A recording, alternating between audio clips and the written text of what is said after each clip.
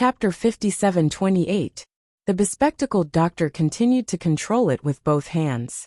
At the same time, he turned his head and smiled bitterly. Miss Lon, the defensive layer just now mobilized all the instantaneous energy, so the base's energy level has not fully recovered. The super flame that was just completed only used basic energy. It's already a very good result to be able to force Linny back. After all, Lan Xiaoru was not an ordinary person. When she heard this, her eyes immediately lit up. You mean that as long as this super flame has enough energy support, it can turn defense into offense and directly attack Linny in the distance? Yes, Miss Lan is indeed wise. However, now our energy is not enough to threaten Linny at this distance. So for the time being, we can only focus on defense and not let Linny attack our base. Take this opportunity to slowly accumulate energy, strive for an explosion, and completely destroy Linny, the bespectacled doctor said with a relaxed expression. When the super flame was completed, he already had this plan in his mind. Now that he said it, he also wanted to show off in front of Lan Xiaoru. Very good. Bespectacled doctor, you must block Linny outside. Now focus. Lan Xiaoru pointed to the monitor screen and said to the bespectacled doctor. Linny tried to rush to the base several times, but no matter where he was, as long as he got close to the alloy armor, the blazing white flame would definitely appear. Fortunately, Linny was prepared and did not suffer any damage. However, these flames really gave Linny a headache. Even the shadow and displacement of the cloud dragon's triple appearance could not avoid the flames, so Linny was really at his wit's end. In fact, it was impossible for the bespectacled doctor to distinguish between the shadow and the real body of Lin Yi's triple appearance. But he did not need to do so at all, because the bespectacled doctor was not a powerful cultivator. As a scientific researcher, he only needed to use the equipment to lock onto the fluctuations of Lin Yi's primordial spirit. The analysis of a supercomputer was sometimes more reliable than an expert. After Lin Yi pulled away, he tried to use the super alchemic firebomb to bomb the alloy armor. Unfortunately, this kind of armor was very strong, and the super alchemic firebomb was burned and assimilated by the super flame, so its power was greatly reduced. When it landed on the center of the Holy Land, it at most left some traces. It could not cause enough damage at all. It seems that the super alchemic firebomb won't work. I have to try other moves. Linny frowned slightly and filtered his moves in his mind. Suddenly, he slapped his forehead and said, "Why did I go so far? I should have used this move. In the deep sea, the power of using a super pill firebomb would be reduced. After all, this boundless seawater would always have an effect on flames. Even if a portion of the seawater was instantly evaporated, it would immediately be replenished. Although the power of the super flame in the center was already great, and it could turn the surrounding seawater into a vacuum every time it would not be. In the water, he should use martial arts that could make use of water resources, such as thunder and lightning. Because Linny was thousands of meters deep under the sea, he subconsciously felt that thunder and lightning would not appear in such a deep sea. But he forgot that his own thunder and lightning martial arts did not need to descend from the sky. After understanding this, Linny immediately took action. In a flash, he appeared not far away from the center of the Holy Land base. With a point of his finger, a thunder and lightning appeared out of thin air and hit the armor of the base without any hindrance in the water. This time, Dr. Glass's super flame could not react in time. Not everyone could see the trajectory of lightning clearly.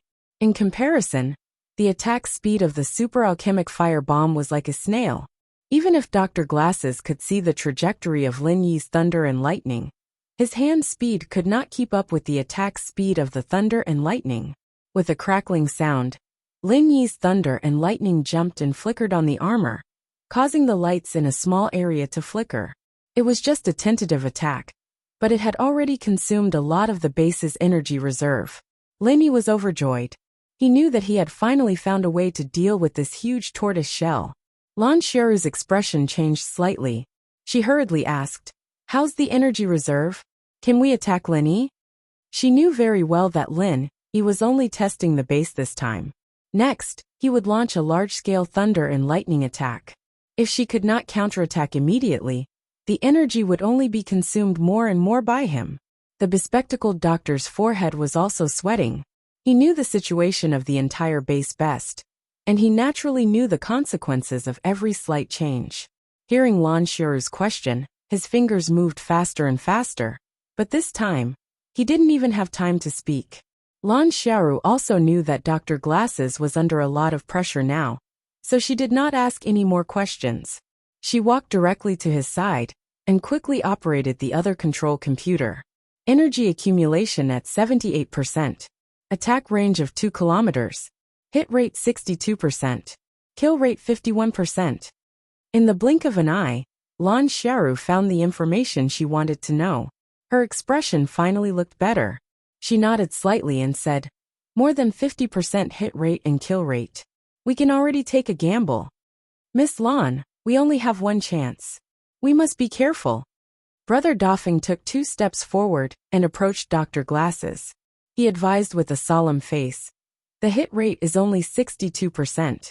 If we can't hit him, then everything will be over. Even if we hit him, the chance of killing Lin Yi is only 50%. It's better to wait a little longer and let the energy accumulate more." Brother Dafeng's thinking was very simple. He just wanted to buy as much time as possible for Lin Yi. Even if he could only buy a few more seconds, it was very likely to affect the overall situation. "Shut up." Lan Xiaoru did not turn her head. She did not have time to care about Brother Dafeng now. After reprimanding him, she quickly opened the attack control interface. With her authority, of course, she could control all the systems of the entire base. Moreover, her control level was not inferior to Dr. Glasses. Of course, Dr. Glasses would not object. With Lan Xiaoru's participation, his burden would be slightly reduced. Moreover, the two of them had been working together for a long time. They had quite a tacit understanding, so there would definitely be no problems. If Lin Yi died, Dafeng Bro would die as well. If Lin Yi didn't die and the Glasses doctor and Lan Xiaoru escaped, Dafeng Bro would still be in danger. So, Dafeng Bro made up his mind to get rid of one by one. If Chen Dongqing was not here, Brother Dafeng might have considered taking the bespectacled doctor as a hostage. However, with Chen Dongqing, a supermaster in the early stage of profound ascension, he did not dare to take this risk. The difference in their levels was too great. Chen Dongqing's aura alone was enough to make him completely immobile. It was better to directly kill the bespectacled doctor and break one of his arms. After killing the bespectacled doctor, Brother Dafeng closed his eyes and waited for death, ready for Chen Dongqing's revenge. Chen Dongqing did indeed rush over, but he did not pay attention to Brother Dafeng at all. Instead, he avoided him and directly attacked Lan Xiaoru. The powerful qi was like a substance, easily penetrating Lan Xiaoru's heart. Since Chen Dongqing had already made his move, he did not have the slightest intention of holding back. After shattering Lan Xiaoru's heart, he waved his hand to the side. The qi broke out of Lan Xiaoru's body and cut half of Lan Xiaoru's body. Only a small part of her chest was still connected to her left shoulder. Lan Xiaoru fell to the ground like a broken sack. Brother Dafeng felt that something was wrong. He opened his eyes in surprise and did not understand why this happened. "Ha ha ha ha, I didn't expect it. You're the one who killed me." Lan Xiaoru, who had fallen to the ground, suddenly laughed strangely and spoke clearly. Chen Dongqing and Brother Dafeng were both shocked. A normal person would have died a long time ago after suffering such a serious injury. Even a powerful cultivator would not be able to continue living. But this Lan Xiaoru could still speak? Are you surprised? To tell you the truth, it's impossible for you to kill me, because I'm immortal. As Lan Xiaoru spoke, she propped up the broken body with both hands and tore off the part that had not been broken. As powerful as Chen Dongqing was, he could not help but be shocked by this terrifying scene. He did not know how to react for a while. No matter who it was, seeing a person with only a head, half of his chest, and 2 arms casually tearing his body apart on the ground, and then talking with a strange smile, they would have a creepy feeling. Chen Dongqing was no exception. On the contrary, Brother Dafeng had been in the center for a long time. He had also been in the cyborg base, so his psychological endurance was stronger.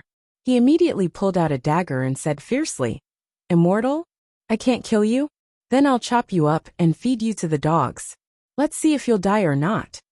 Seeing that Brother Dafeng was about to rush over, Lan Shiru did not panic at all. Instead, she glanced at Brother Dafeng disdainfully and said, "Is this all you're capable of? Do you only know how to deal with me in this state?" Brother Dafeng was stunned, although he did not feel embarrassed. After hearing what Lan Shiru said, he remembered that Lan Shiru in this state might be more useful to Lin Yi.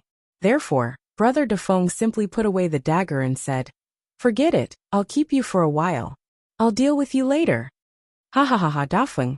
I knew you were a traitor a long time ago, and I wanted to keep you alive for a while to deal with you later, just to numb Lin Yi's senses.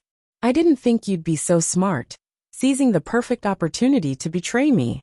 Now I'll let you keep me alive for a while. Not bad, not bad. We're even now. The next time you fall into my hands, you can just wait for death," Lan Shiru said with a laugh. She was not afraid at all. Chapter 5730. What key training target? Is it a guinea pig for key experiments? Chen Dongqing interrupted Lan Shiru's words and sneered. "If the center really values me, they would have removed the poison in my body by now. Is this why you betrayed us?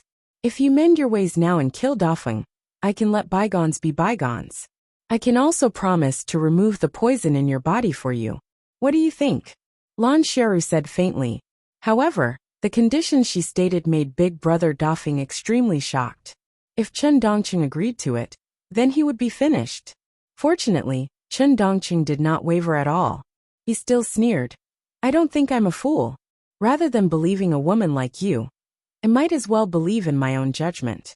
Since I made a move against you, there is absolutely no possibility of turning back." Lan Shiru didn't seem surprised at all. She even nodded slightly and said, "Sure enough, since that's the case, you Chen Dongqing have become a target that our center must kill. I hope you can be mentally prepared. Offending the people from the center won't end well." "Is that so? Lin Yi's fate is really miserable," Chen Dongqing said disdainfully to Lan Shiru, with a face full of ridicule. Looking at Lin Yi's lively appearance, Lan Shiru's words about offending the center would not end well was simply a joke. Big Brother Dafeng suddenly laughed. Lin Yi and the center were old rivals. From the secular world to the heavenly island, then to the ancient underworld, and back to the secular world. It seemed that Lin Yi had never suffered any losses in the confrontation between the two sides. Lan Shiru snorted and said, "You are right. Lin Yi's fate will be miserable in the end, and you two traitors will be 100 times more miserable than him. Mr. Lin Yi's fate would be miserable." At this time he condensed another super alchemy fire bomb, and threw it at the sacred zone. The thunder burial, just now, did not damage much of the surface armor. At most, it left some small potholes and thick black scorch marks. However, it did not matter. The main purpose of the thunder burial was to destroy the circuits and instruments of the entire base.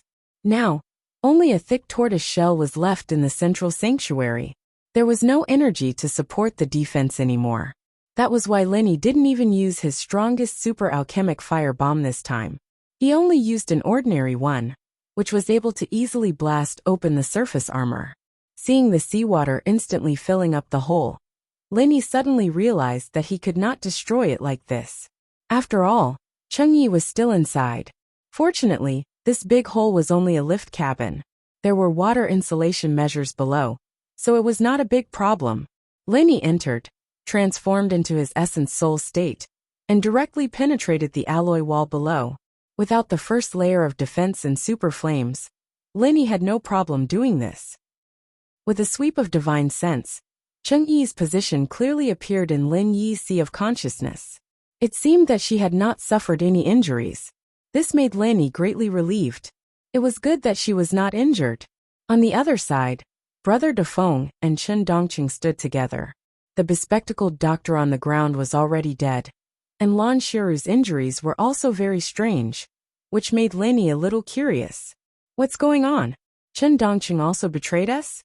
Lin Yi suddenly felt a little strange, but he had guessed the truth. He wanted to go and take a look now, but his primary goal was to rescue Chang'e. Anyway, Brother Dafeng did not seem to be in danger. After a few flashes, Lin Yi appeared outside the room, where Chang'e was imprisoned. He casually broke the lock outside, opened the door and smiled. Your concert is not over yet. If you don't go back, your fans will ask you for a refund. Before she finished speaking, Chang'e directly threw herself into Lin Yi's arms and hugged Lin Yi tightly. She smiled happily. Brother Lin, I knew you would come to save me. Sure enough, I didn't guess wrong. You really came. Feeling the exquisite and delicate body in his arms, Lin Yi smiled awkwardly. I came a little late, and I made you suffer. You're not late.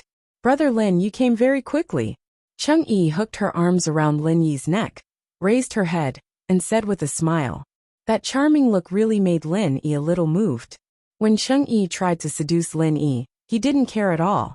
But now, seeing Chang'e's true feelings, coupled with the confession that he didn't complete before, Lin Yi was really moved. Okay, let's leave here first and go see the leaders in the center. Lin Yi smiled slightly. Now is not the time to talk about love.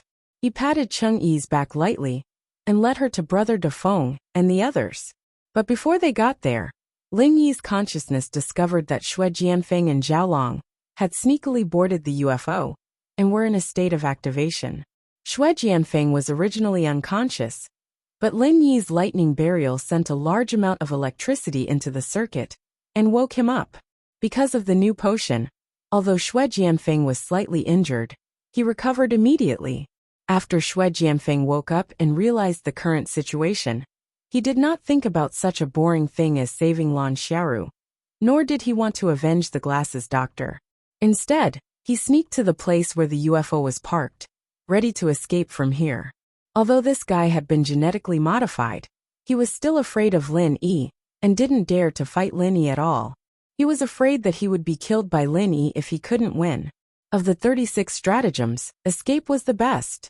He met Zhao Long, who had the same idea, and decided to bring him along. By the time Lin Yi noticed it, the ship had already activated its emergency escape system, ready to eject at a moment's notice. Even if Lin Yi wanted to stop them, he wouldn't be able to make it in time. He could only let the two cockroaches continue running. Lin Yi, I'll come back for you. Now that I have an undying body, I'll be able to kill you when I get stronger, you bastard. Just you wait. Xue Jianfeng only dared to show off with his mouth, but his hands betrayed his cowardice. He quickly pressed the preset cruise route, and the UFO flew directly to the second base. Lin Yi shook his head as he felt the UFO leave. He didn't care about Xue Jianfeng and Zhaolong anymore. They were just two small fries. It was no big deal if they ran away. Chapter 5731. Genius 1 second. Remember, if you want to go? The internet provides you with wonderful novels to read. Big Brother Dafeng turned his head and bowed with joy. Boss Lin Yi, you are here. The two leaders of the center are here. Unfortunately, this woman cannot be killed. Lin Yi did not care about Lan Xiaoru. He nodded to Big Brother Dafeng and asked Chen Dongcheng. Chen Dongcheng, what do you mean by this? Martial uncle, this disciple wants to return to the sect. Chen Dongcheng bowed respectfully and treated Lin Yi with the etiquette of a junior. This Mr. Dafeng is also Martial uncle's man, right? He can prove that this disciple is sincere. Just now, this disciple also participated in the killing. Big Brother Dafeng quickly nodded and said, Yes, Boss Lin Yi. I can prove that Chen Dongcheng really helped. When I killed the bespectacled doctor just now, I was prepared to be killed by Chen Dongcheng, but I didn't expect that not only did he not kill me, but he also attacked Lan Xiaoru. Otherwise, I would be dead now, and Lan Xiaoru would have run away. Lin Yi nodded and said with a slight smile, You did a good job. Let's talk about this later. I will talk to Lan Xiaoru first. Lan Xiaoru snorted and said, Lin Yi, I didn't expect you to really kill your way here. I underestimated you. You are really not simple, but it doesn't matter. The outcome between us has not been decided yet. Boss, this woman is a biohuman. Her current injuries are not enough to kill her. Big Brother Dafeng whispered in Lin Yi's ear. Lin Yi shrugged indifferently and said, What biohuman? I will blow her up and burn her to ashes. I don't believe she won't die. Lan Shiru laughed and said, Lin Yi, you are wrong. When I say immortal, I don't mean this body. This biohuman body is just a clone of my main body. You can do whatever you want with it. Anyway, it will not hinder my main body. As long as there are cells and genes, I can clone and regenerate infinitely. Remember, the center is eternal. This is just a base. Our battle has just begun. Then, see you next time. Lin Yi's expression changed. He directly waved his hand and sent Lan Xiaoru flying with his qi. At the same time, he continued to increase the amount of qi and wrapped her in it. With a boom, Lan Xiaoru self-destructed. Even Lin Yi's pure qi was almost unable to restrain her self-destruction. Fortunately, it was a close shave, and no one was hurt. This woman is really decisive. She's been talking nonsense with you guys for so long, just to wait for me to come over. Then, she wants to see if she can hurt me by self-detonating. It's a good thing that she wanted to wait for me to come over. Otherwise, the two of you would be in danger if you were caught off guard. Lin Yi smiled bitterly and shook his head. He was a little more afraid of this enemy. He was scheming, capable, and had the support of the center's resources. He was not easy to deal with. Lin Yi suddenly felt a headache when he thought of such a difficult opponent who could be reborn infinitely. This matter was really not fun. He thought that he could get rid of the center this time, but it turned out to be such a result. Although it was not without gain, he still did not get rid of the big trouble. It was always trouble. Looking at the body of the glasses doctor on the ground, Lin Yi thought to himself, this guy can't also be a clone, right? If that's the case, then there's no end to it. Boss, fortunately you came. Otherwise, this woman might have been impatient and self-destructed. Chen Dongqing may be fine, but it's hard to say for me, Dafeng. Seeing Lan Xiaoru exploding into a cloud of blood mist, Dafeng said with lingering fear. Chen Dongqing quickly said, this time, it's really thanks to Grand Master. Otherwise, I would have been seriously injured if I was not prepared. With Chen Dongqing's strength in the early stage of profound ascension, even if he was not prepared, he would at most be slightly injured. This was completely to please Lin Yi. Lin Yi nodded to Chen Dongqing and said, since you are sincere, I will not reject you. As long as you can do things to satisfy me, I will never treat you badly. Chen Dongqing was overjoyed and said, thank you, Martial Granduncle. I won't let you down. After that, Chen Dongqing looked at Lin Yi with hope. The main reason why he joined Lin Yi was that Lin Yi could cure the poison in the center. Otherwise, he really did not dare to betray the center. Lin Yi was certainly aware of this, so he waved to him and said, give me your hand. I will show you the poison in your body. Chen Dongqing was overjoyed. He did not expect Lin Yi to be so straightforward. He immediately ran over, bowed and stretched out his hand for Lin Yi to check. As for detoxifying this poison, Lin Yi was already very familiar with it, and it was done very quickly. Chen Dongqing clearly felt his body relax, but he also knew who gave him his freedom, so he immediately cupped his fists and bowed, kneeling on one knee. Master, this disciple will definitely go through fire and water for you in the future. I won't hesitate to do anything for you. If there's anything you want, this disciple will definitely complete it with my life. Lin Yi casually waved his hand and said faintly, helping you remove the poison is to repay you for letting Dafeng go. Although you said that you want to join me, I still can't believe you. Now I will give you two choices. First, you can leave immediately, and we will have nothing to do with each other. In any case, the poison in your body is gone. As long as you don't provoke me in the future, with your strength, there is no need to worry about not having a foothold in the immemorial era, or in the secular world. Chen Dongqing was immediately moved. Being able to come and go freely seemed like a very good choice. If Lin Yi was not just testing him, then he could consider it.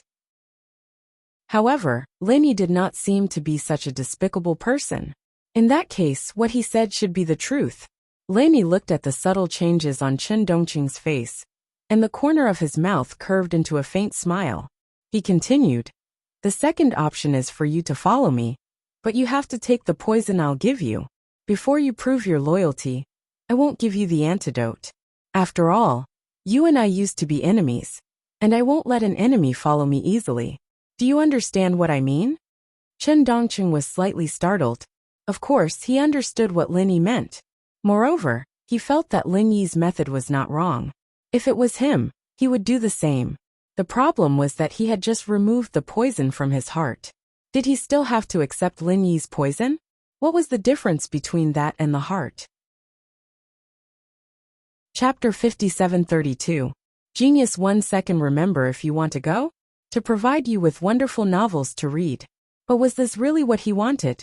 Chen Dongqing opened his mouth, but he couldn't say a word. On second thought, the people who followed Lin Yi, such as Bing Wuqing and Xianijia, were leveling up at a speed comparable to the forced leveling up method in the center. Primordial Invincible, and the others had even advanced to the more perfect Profound Ascension stage. Chen Dongqing didn't want to stop here, so following Lin Yi was his only choice at the moment. It was a long story, but Chen Dongqing had already made up his mind. He immediately put his other knee on the ground, raised his hands above his head, bowed his head and said respectfully, "Disciple is willing to follow Grand Master. Even if I die, I will have no regrets. Grand Master, please give me the medicine." Lin Yi nodded with satisfaction. Chen Dongqing could be so sensible, he could be trained well in the future. He really wanted to set Chen Dongqing free, but since Chen Dongqing wanted to follow, Lin Yi wouldn't reject an early-stage Profound Ascension expert as a follower. Taking out a refined poison, he placed it in Chen Dongqing's palm. Chen Dongqing bowed slightly, then swallowed it without hesitation. Since he had decided, Chen Dongqing was a straightforward person, he wouldn't do anything sloppy. This way, he could leave a good impression on Lin Yi. Lin Yi was very satisfied with Chen Dongqing's actions. He reached out and pulled him up. "Well, you can follow me from now on. I won't let you suffer any losses. As for whether to go back to the immemorial Jianghu, we'll talk about it later." "Yes, Grand Master." Of course, Chen Dongqing didn't have any objections. From now on, he would do whatever Lin Yi said. Maybe he could get the antidote soon, and maybe Lin Yi would accept him sincerely. Please note, the last-minute countdown of the self-destruct program, 60:59. An electronic voice suddenly sounded throughout the base, and the countdown began. Everyone's expression changed. They didn't expect such a change. Lin Yi immediately thought of the flying saucer that flew away, and Lan Xiaoru's strange smile.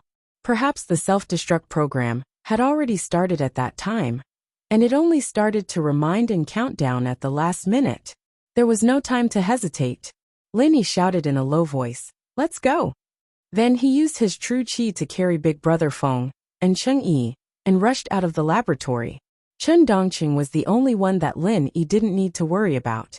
After all, he was an early-stage Profound Ascension expert. Even if the entire base exploded, it might not be able to hurt him. However, Cheng Yi and De Feng were still unable to withstand such damage. 58. The cold electronic voice announced the time of the final explosion at a uniform speed. Lin Yi's divine sense swept across the entire base. He had already discovered the location of the submarine dock that was normally used by the center. The only problem was, could he activate the submarine in time? The laboratory was located in the middle of the base, while the dock was at the very edge of the base. With Lin Yi's speed, it would probably take him 20 seconds to reach there, leaving 30 seconds to activate the submarine and leave. The problem was that when Lin Yi was an assassin, the submarine piloting skills he had learned were already outdated.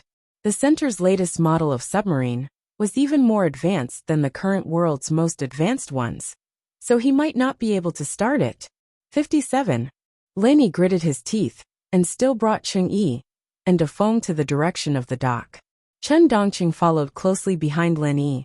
Previously, Lin Yi used his primordial spirit to penetrate the wall, but now that he was bringing people, he couldn't do that anymore.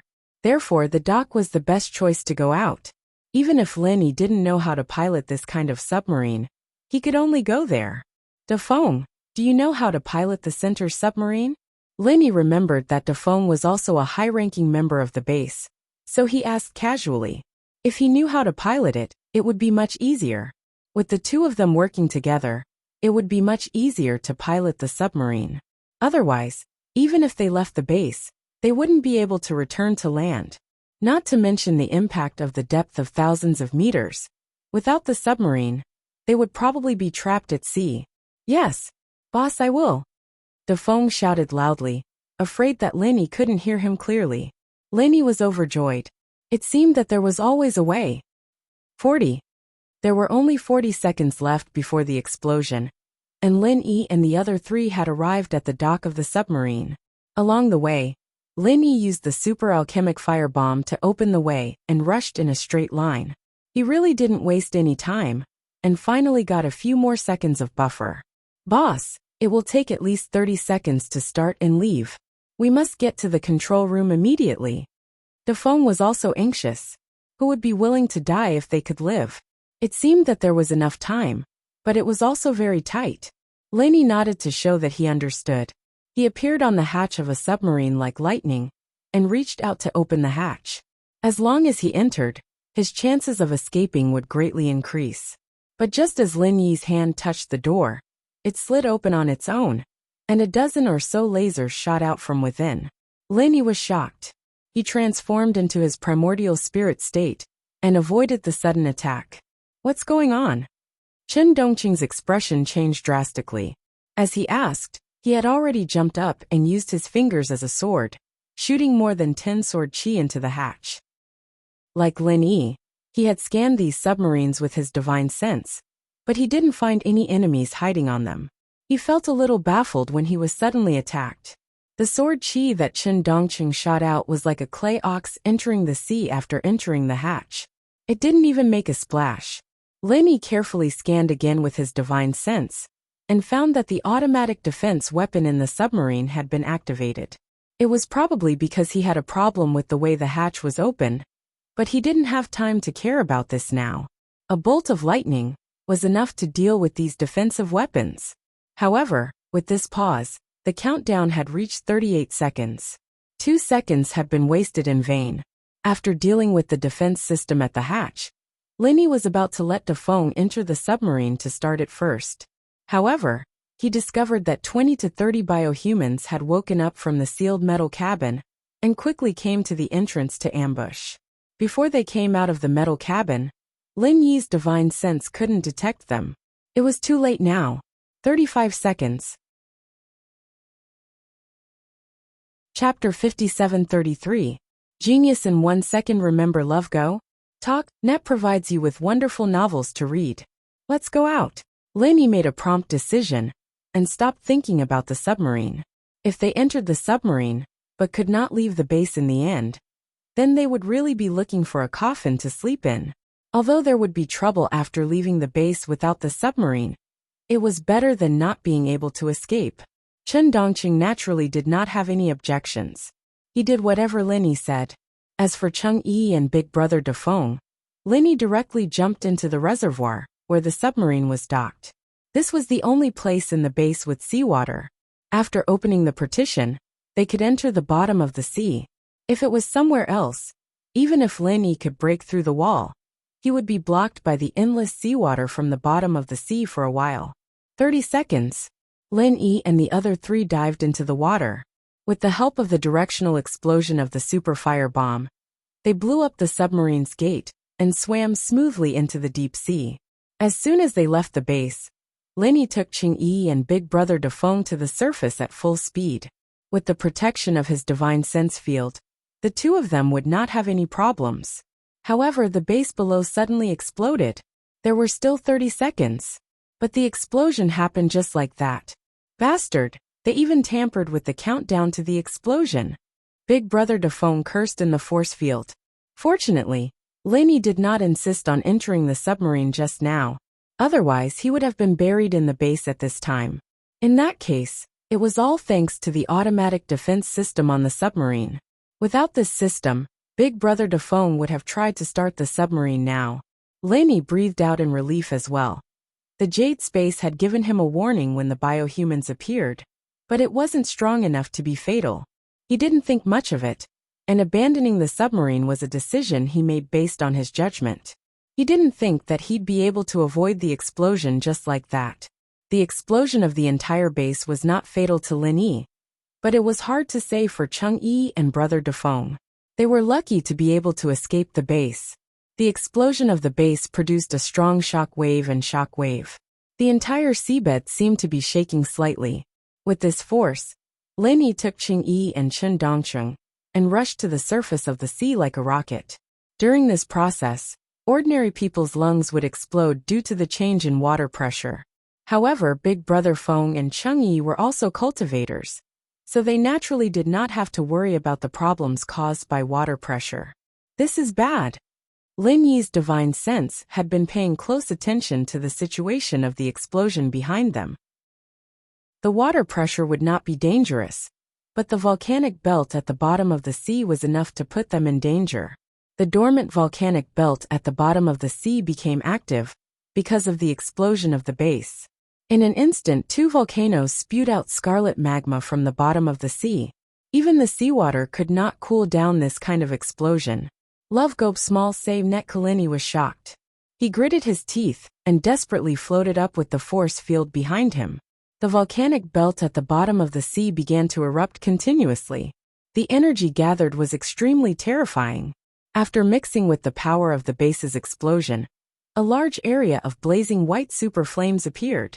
This type of flame was a weapon that could deal enough damage to Lin Yi's primordial spirit.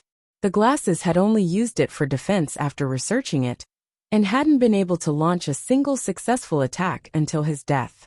It was only when the base self-destructed that it became the strongest attack of all.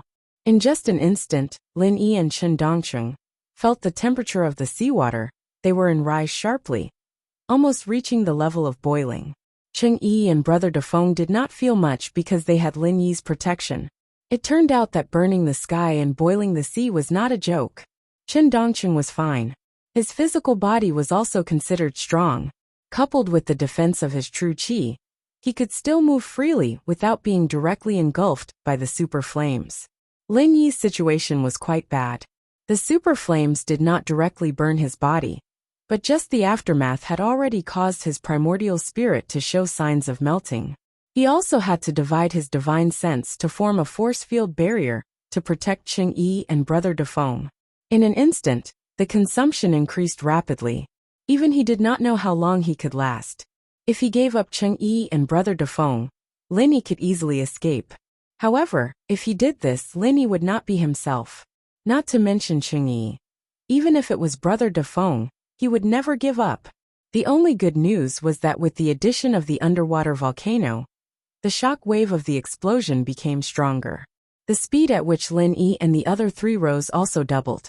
In the blink of an eye, the four of them were pushed out of the sea by the flames and rushed into the sky. The blue sea and blue sky constantly changed in Lin Yi's eyes. The damn white flames followed closely behind Lin Yi, not letting up at all.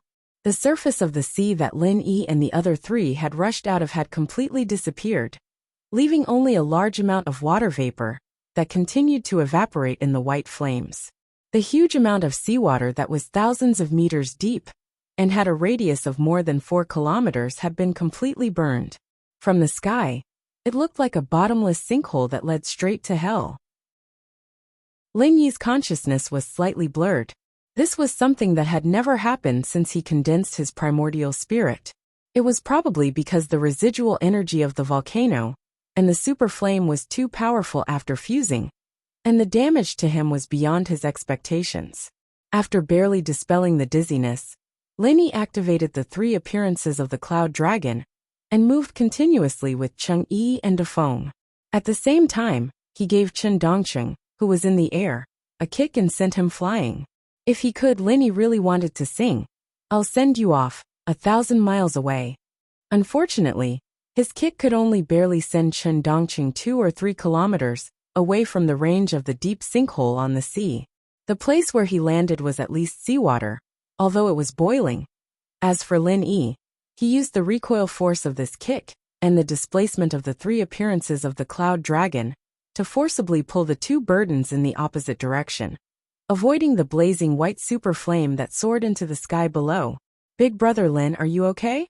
Cheng Yi noticed that Lin Yi's expression was extremely ugly and could not help but ask with concern. Although they avoided the super flame head-on, a trace of the aftermath on the side still caused Lin Yi's divine sense field barrier to fluctuate violently. If he had not desperately protected it, Cheng-Yi and Brother Dafeng would have fallen directly into the sinkhole.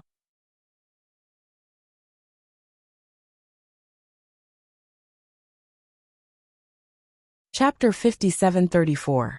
At this moment, Big Brother Dafeng, who was originally loyal to Lin Yi, swore that he would never betray Lin Yi in this life. If Lin Yi needed it, he would definitely return his life to Lin Yi. Lin Yi's face was pale and faintly translucent. This was a sign that his divine sense had been consumed too much, and his spirit was severely injured. "I'm fine, you don't have to worry. But after reaching the sea, you have to protect yourselves. I may not be able to take care of you." Lin Yi smiled indifferently. He did not seem to care about the current predicament. "Boss Lin Yi, don't worry about me. Throw me down and save your strength." Big Brother Dafeng shouted eagerly. At this time, even if Lin Yi threw him into the heaven flame, he would not have any complaints. Lin Yi smiled slightly and shook his head gently. He did not speak. He was now falling in a parabola with the two of them, which happened to be in the opposite direction of Chindongcheng. When they fell into the sea, they would be surrounded by boiling seawater. However, Lin Yi knew very well that the explosion of the heaven flame would not last forever. When the heaven flame disappeared, the surrounding seawater would fill up the huge pit. In the sea, it would be a new tsunami. Lin Yi wanted to continue protecting the two of them, but his primordial spirit wasn't enough to maintain this force field barrier. Fortunately, Dafeng and Cheng-Yi weren't weak. They wouldn't be crushed by this huge wave in a short period of time.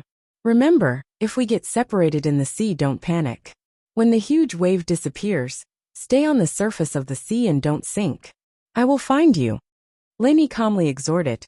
He wanted to fix the two of them by his side, but the weakness in his spirit made him unable to care too much. A spiritual knowledge fruit was swallowed by Lin Yi, and he began to refine it with all his strength.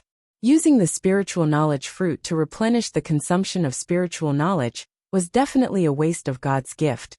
But Lin Yi had no other way now. The remaining two spiritual knowledge tumors that had not been dealt with showed signs of instability at this time. If Lin Yi could not control these two spiritual knowledge tumors, this secular world sea might become his burial ground. If Lan Xiaoru, who self-destructed, was reborn and knew that Lin Yi would die in such a way, she would probably look up to the sky and laugh 3 times. Seeing that they were about to fall into the boiling sea, Lin Yi retracted the spiritual knowledge force field and used his true qi to add a layer of defense to the two of them. He shouted, "Don't stay here. Try to swim to the periphery. Stay awake. If you are involved in the whirlpool, remember to swim against the current." Before he finished speaking, the 3 of them fell into the water one after another. Compared to the flames, the boiling seawater of more than 100 degrees Celsius was no threat at all. The 3 of them could easily resist it. Cheng-Yi and Big Brother Dafeng did not dare to neglect. After falling into the water, they desperately swam out. After all, they were 2 experts, and their speed was quite fast. Lin Yi wanted to transform into his spirit state and float in the air. If Cheng-Yi and Big Brother Dafeng were in any danger, he could rescue them in time. However, a burst of dizziness made Lin Yi give up this idea. After looking in the right direction, he used his true qi to escape from this dangerous area. Most of his mind was used to refine the spiritual knowledge fruit and suppress the 2 spiritual knowledge tumors. After a few breaths, the 3 of them were 2 to 3 kilometers away from the huge pit. At this time, the explosion of the flames finally weakened. Although the heat at the bottom of the sea was still terrifying, it could not maintain the vacuum area that was thousands of meters deep. The surrounding seawater began to pour down violently, and the hot water vapor directly gathered into thick clouds in the sky. In a short period of time, the embryonic form of a storm was formed. Lin Yi and the others tried their best to escape, but under the huge slope of the seawater, they still could not help but flow back with the current. The pulling force was getting stronger and stronger. Even Lin Yi's true qi could no longer resist it. If he wanted to get rid of it, Lin Yi could only transform into his spirit state and float in the air. Unfortunately, he did not dare to make the slightest change now. If he was careless and caused the spiritual knowledge tumor to riot, it would really be over. After the seawater poured down and filled half of the space, the violent collision formed a huge whirlpool.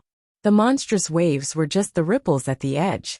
The four people in the center began to spin and fall down involuntarily. Cheng-Yi and Dafeng Bro, on the other hand, remembered Lin Yi's warning. They wanted to go against the current, but in front of the power of nature, their strength was insignificant. Their desperate struggle only delayed them for a few breaths of time. Chen Dongcheng, who had flown in the opposite direction just now, was countless times stronger than the two of them. However, this guy was not good at swimming. In this whirlpool, his performance was not as good as Cheng-Yi and Big Brother Dafeng. When he passed by Cheng-Yi and Big Brother Dafeng for the second time, he did not even have the strength to struggle. Lin Yi wanted to do something, but he was like a clay bodhisattva crossing the river. He could not even protect himself. The only way was to go with the flow. Fortunately, the super flame had slowly subsided. If it was just the whirlpool, tsunami and storm, it would not take their lives for a while. After this period, there would be a chance of survival. Now that he thought about it, it was really lucky that he did not get entangled in the submarine just now. Not to mention the deceptive setting of the 30-second false report. Even if he successfully left the base in the submarine, under this kind of explosion, it was likely that he would be directly vaporized by the super flame at the bottom of the sea. He might not even be able to survive in this situation. You guys take care of yourselves, Lin Yi said in his heart with a wry smile. His dizziness was getting worse, but he knew that once he really fainted, the divine sense cancer would immediately explode. Therefore, even if he died, he could not faint. At least before suppressing these two divine sense cancer, he absolutely could not faint. This huge whirlpool lasted for an unknown amount of time. Lin Yi's mind was completely immersed in suppressing the divine sense cancer, so he did not care too much. Anyway, he was an essence spirit, so he would not drown in the sea. Between floating and sinking, the seabed and the sea surface went back and forth several times. After the storm and tsunami, Lin Yi finally succeeded in suppressing the two divine sense cancer, and opened his eyes with a tired look.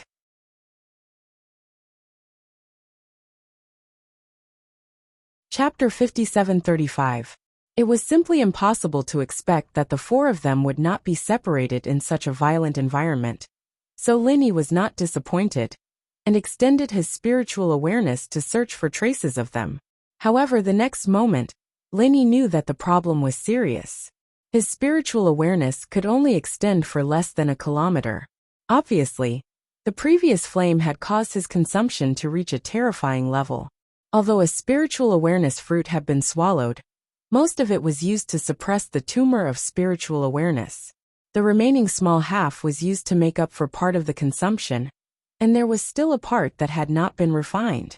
So at this time, even if Lin Yi continued to swallow the spiritual awareness fruit, there would not be any better effect. Damn it! With this level of spiritual awareness search, it is impossible to find the three of them in the vast sea. I only hope that Chen Dongqing can be okay. The range of his spiritual awareness should be large enough. As long as he is not dead, it is possible to find the three of us. Lin Yi shook his head with a wry smile. He had not encountered such an embarrassing situation for a long time. Since there was no way to effectively search with spiritual awareness, Lin Yi could only transform into his essence soul state and float on the sea surface. It was faster to search with his eyes. Fortunately, Lin Yi had just flown a short distance when he found a black spot floating on the sea surface 3 or 4 kilometers away. After flying closer, he confirmed that it was Cheng-Yi. Lin Yi was surprised and happy. He was happy that he had finally found Cheng-Yi. He was surprised that Cheng-Yi was still in a coma, and her breathing was extremely weak. Lin Yi's essence soul was weak, but there was no problem with his true qi. With the jade pendant space as his backing, true qi was never something he needed to worry about. After quickly holding Cheng-Yi's palm, Lin Yi transferred his omnipotent true qi to check Cheng-Yi's condition while treating her injuries. Fortunately, there is no fatal injury, just a collapse. Lin Yi heaved a sigh of relief, but he was also a little shocked. If he hadn't discovered it early, the collapsed Cheng-Yi might have drowned in the sea just like that. After a short while, Changyi spat out a few mouthfuls of seawater and slowly woke up. Seeing Linny in front of her, she was overjoyed and said, "Big brother Lin, it's great that you're fine." As he spoke, he reached out and wrapped his arms around Lin Yi's neck, hanging onto Lin Yi's body. Lin Yi smiled and patted Cheng Yi's back. "We're fine. By the way, where are Dafeng and Chen Dongcheng?" Cheng Yi remembered that she still had two companions, and immediately let go of Lin Yi. She looked around and asked. After this thrilling experience of going through thick and thin together, Cheng Yi felt a sense of familiarity towards these two strange companions, so she was naturally concerned about their safety. Lin Yi shook his head and said, "I haven't found them yet, but they should be fine." Lin Yi wasn't talking nonsense. The weakest among the three was Cheng Yi. Since even Cheng Yi could be safe and sound, how could the two guys fall like this? The problem was, how could Lin Yi find the two of them in the vast sea? Cheng Yi was here, so Lin Yi certainly couldn't leave her alone and fly around looking for them. Moreover, with Cheng Yi's strength, he didn't know how long she could persist in the sea. In the absence of a ship, Lin Yi didn't know how to bring her back to the shore. Before this, even if Lin Yi transformed into the state of spirit, it was not a big deal to fly with a person, but now it was definitely not possible. If he flew, the spiritual awareness tumor that he had just suppressed would cause trouble again. Lin Yi also thought about flying back to the shore to find a ship to save Cheng Yi, but he didn't know where he was now. The range of spiritual awareness was not as far as the range of the naked eye. If he flew in the wrong direction, instead of flying to the nearest shore, he would start a journey around the earth. When he came back, it would really be too late. Unfortunately, Lin Yi's mobile phone was not kept in the jade pendant space. He didn't know where it had sunk to in the whirlpool and tsunami. Otherwise, he could try to make a phone call or something. "Big brother Lin, do you want to find the two of them?" "It doesn't matter. I will wait here. You find the two of them first." Cheng Yi knew that Lin Yi was worried about her, and he wanted to find the two people, so she smiled and asked Lin Yi to find them first. Lin Yi thought about it and could only do so. After Cheng Yi woke up, there was no problem floating in the sea for a period of time. If the two guys also fainted because of exhaustion, they might really drown in the sea.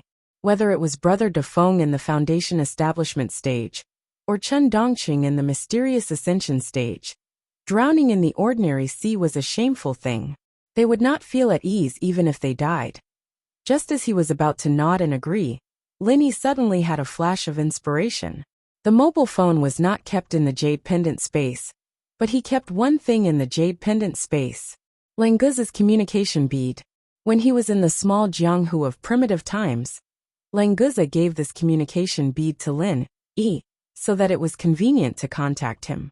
Later, Languza used it once when he came to the Green Cloud sect of the North Island to pick up Lin Yi to flood Dragon Island. Then, Lin Yi threw it in the jade pendant space and never took it out.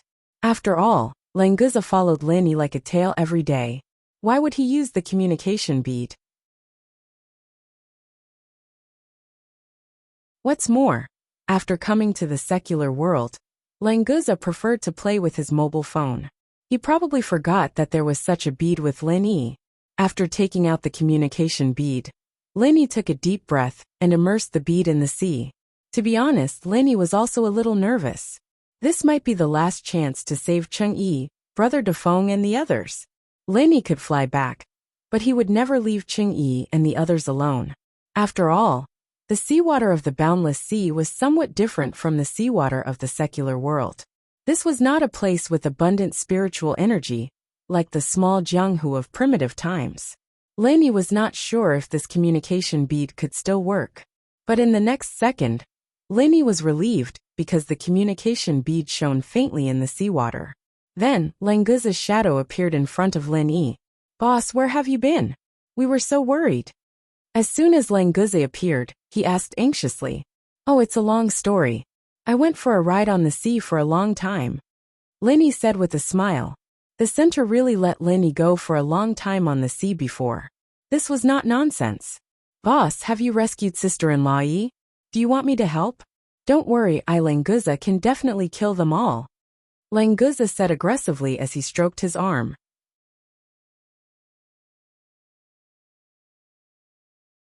Chapter 5736. No problem. Boss, wait for me. I will be there soon. After that, Languza cut off the communication. Linny smiled and said to Changyi, "Don't worry. With Languza here, we will all be fine." Changyi asked curiously, "Brother Lin, is Languza stronger than you?" In her opinion, Lin Yi was the most powerful person in the world. Languza was obviously Lin Yi's little brother. How could Languza easily do what Lin Yi couldn't? Even if Lin Yi was injured, Changyi didn't think that Lin Yi was inferior to Languza. Lin Yi smiled faintly and said, "It's not about who is more powerful than who. It's just that if Languza is in the sea, there are very few things that he can't do. You will know when he comes over later.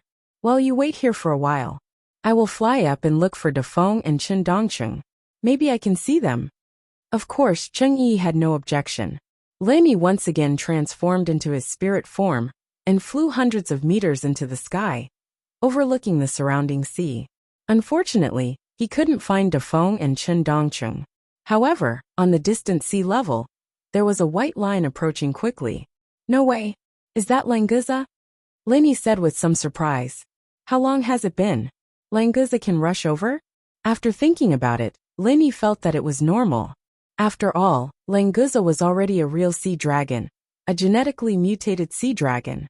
His strength had reached the late stage of mysterious ascension. After changing back to his original body, Languza's speed in the sea could definitely reach several times the speed of sound. It was understandable that he could rush over so quickly. In the blink of an eye, that white line was already closing in. As expected, it was Languza's true form. He was a dragon that was more than 10 meters long. Just the waves that he had stirred up were more than 20 meters tall. "Boss, I'm coming." Before he arrived, Languza's loud voice had already sounded. Changyi looked at the approaching sea dragon with her mouth agape. She suddenly felt that she might be having an absurd dream. Otherwise, how could she see such a legendary sea dragon? Although he was a heaven stage cultivator, Changyi had never heard of a real sea dragon in the world. Lin Yi flew to the sea and said with a smile, "You came just in time.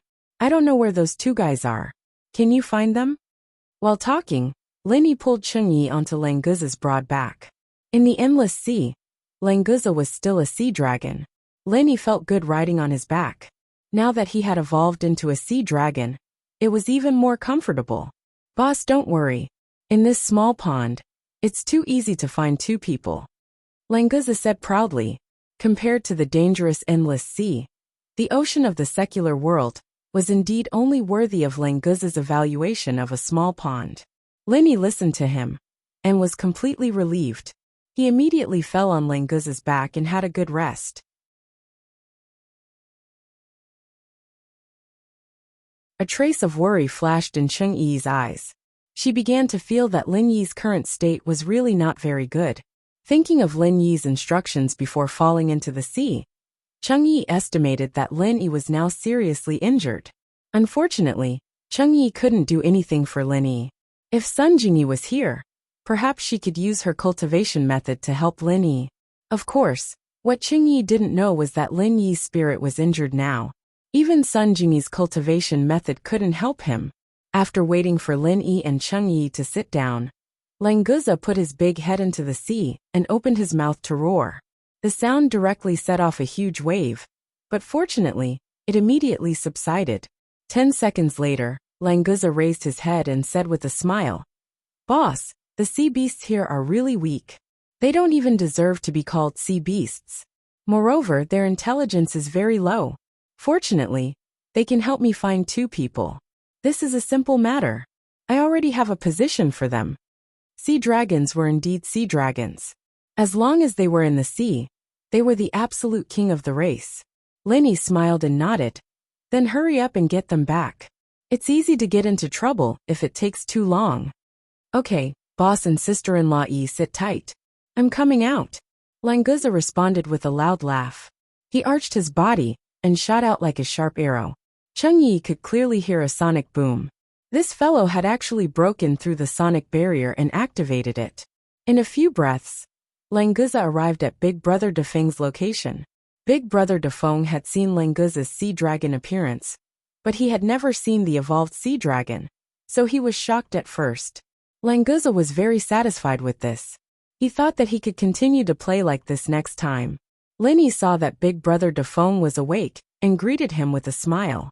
This guy was really tenacious. Other than being a little embarrassed, his spirit was very good. When Languza came over, Big Brother Defoe was still swimming quickly. Obviously, he was looking for Lin Yi and the others. As for Chen Dongcheng, Linny didn't know whether to laugh or cry after seeing him. Chen Dongcheng was the most powerful among the three, but this disappointing one looked the most miserable. Not only was he unconscious, but his stomach was also bulging. It seemed that he drank a lot of seawater. Fortunately, Chen Dongcheng was strong. He protected his heart with qi, so he didn't become a joke of a profound ascending stage master, drowning in the secular world. Big Brother Defoe quickly picked up Chen Dongcheng and made him spit out the seawater in his stomach. Lin Yi used qi to treat him a little, and Chen Dongcheng woke up. Languza, let's go back. Finally, all three of them were found, and Cheng Yi was also rescued from the center. Lin Yi smiled and patted Languza's body. His heart was relieved, but suddenly, he felt a wave of dizziness. His body leaned back, and he actually fainted. Lin Yi didn't know how long he lost consciousness. When he regained consciousness, he found himself in the space of the jade pendant, and there was someone beside him who had been watching him. Jiao Lao, you appeared again. Lin Yi was slightly taken aback. He sat up with a smile and waved to Jiao Yazi. Jiao Yazi laughed and scolded. What do you mean again? I've always been here. It's just that if you leave the secular world, I will disappear. When you return to the secular world, I can appear again.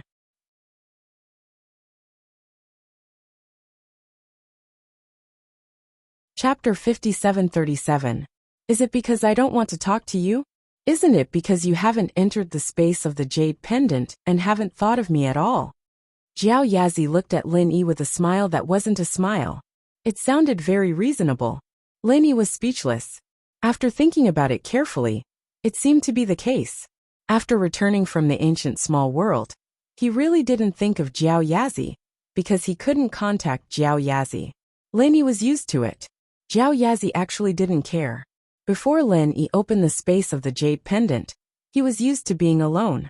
He was just joking with Lin Yi. Speaking of which, the speed of your growth has far exceeded my expectations. In the past, I could still give you some help and advice, but now, there is really nothing I can give you.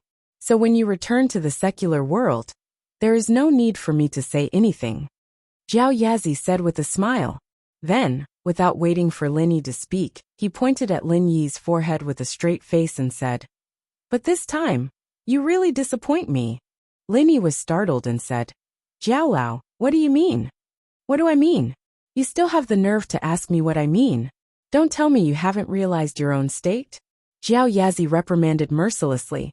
In the past, when Lin Yi was still a weak rookie, Jiao Yazi was not so strict. Lin Yi slightly frowned. Jiao Yazi's expression was obviously not to scare him, so Lin Yi immediately used his divine sense to explore the space of the jade pendant. He wanted to find out what was going on. However, Lin Yi's divine sense couldn't explore the space of the jade pendant. It could only wander in this side of the world. To put it bluntly, he had completely lost contact with the outside world. Jiao Lao, how did this happen? How long have I been unconscious? Lin Yi knew that things were getting serious, but he still kept his cool. In response to Lin Yi's question, Jiao Yazi only snorted and said, Your strength is beyond this realm. I can't understand it, so how would I know what happened to you? But what I can tell you is that you've been unconscious for 10 whole days. Lin Yi sucked in a breath of cold air. He thought that he had been unconscious for 1 or 2 hours at most. He did not expect that he had been unconscious for 10 days. One had to know that Lin Yi himself was a primordial spirit. Now that his primordial spirit was in the space of the jade pendant, didn't that mean that the primordial spirit in the mortal world had completely disappeared? Jiao Lao, in front of you, no matter how strong I am still a junior. Can we talk nicely? Lin Yi said with a bitter smile. If he wanted to figure out the current situation, only Jiao Yazi could help him. Jiao Yazi suddenly smiled and shouted, Do you think I'm angry with you? How is that possible? I'm just expressing my disappointment to you. Kid, you don't know how to cherish yourself, do you? This time, you almost had your soul scattered, do you know that? If you hadn't eaten a divine knowledge fruit before, and had not refined a part of it, you would have been dead by now. Your primordial spirit has left your body, and you still dare to play like this. Do you really think that you are invincible in the world? Laney was a little confused. After listening to Jiao Yazi's words, he felt a little scared. It turned out that he was really close to dying. Thanks to the divine knowledge fruit that he had eaten before, he was able to preserve his last chance of survival. It was also too smooth before. Laney moved with his primordial spirit. Except for a short period of time when he just came back, it was basically successful. Therefore, he himself had forgotten that the primordial spirit was actually very weak. After being attacked, it needed to bear 10 times, or even 100 times more damage than the physical body. It was quite not easy for him to still be alive now. Jiao Lao, I know I was wrong. This time I was careless. I don't know what is my situation now. How can I leave the space of the jade pendant? Laney obediently admitted his mistake. Anyway, Jiao Yazi was a teacher and a friend. In front of him, Laney did not have the self-awareness of a strong person. Instead, he was more like a junior. Jiao Yazi snorted twice. It was probably because he had vented most of the depression in his heart. This was also because he was worried about Lin Yi. If it was someone else, Jiao Yazi would not care about their life and death. You want to escape after listening to my nagging? Let me tell you, it's not that easy. Although Jiao Yazi's anger had subsided a lot, he still muttered a few words and then said solemnly, Kid, you are really lucky.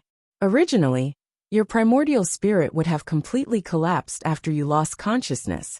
But because there was a remnant of the divine knowledge fruit, your primordial spirit's origin was protected. The space of the jade pendant also tried its best to pull you in, so you did not die immediately. My primordial spirit has dissipated? Ling Yi's heart shook. This was the news he was most concerned about, and most unwilling to hear. Now, the strength of Lin Yi's primordial spirit in the space of the jade pendant was not even 6 to 7% of its peak. Even if he left the space of the jade pendant, the strength of Lin Yi's primordial spirit would be greatly reduced. But Jiao Yazi finally gave him a piece of good news. No, your primordial spirit is still in the outside world. I have to say, kid, your luck is really heaven-defying. Other than the divine knowledge fruit, you can also use the divine knowledge grass root to refine your primordial spirit. Plus, you have always had perfect breakthroughs. Your primordial spirit is already far stronger than the same level cultivator. The degree of your primordial spirit's solidification is not inferior to the body of an ordinary cultivator. When you lost consciousness, at least you left your primordial spirit in the outside world. Lin Yi immediately let out a sigh of relief. As long as his primordial spirit was still there, his strength wouldn't decline too much. More importantly, with his primordial spirit outside, he was only unconscious and not disappeared. At least the people in the outside world would have some psychological comfort. Otherwise, if Lin Yi suddenly disappeared, Sun Jingyi, Su Shihan and the others would probably go crazy. Jiao Lao, what should I do now? Can you let me communicate with the primordial spirit in the outside world? Lin Yi tried again, but still couldn't connect to the outside world. He could only ask Jiao Yazi for help. Jiao Yazi shrugged and said helplessly, I don't have a way. You have to deal with this yourself. Hurry up and cultivate well. Maybe one day you can find a way to communicate with the primordial spirit in the outside world. Don't be lazy. Lin Yi was speechless. It seemed like Jiao Yazi really couldn't be counted on. If he wanted to go out, the only way was to recover the strength of his primordial spirit.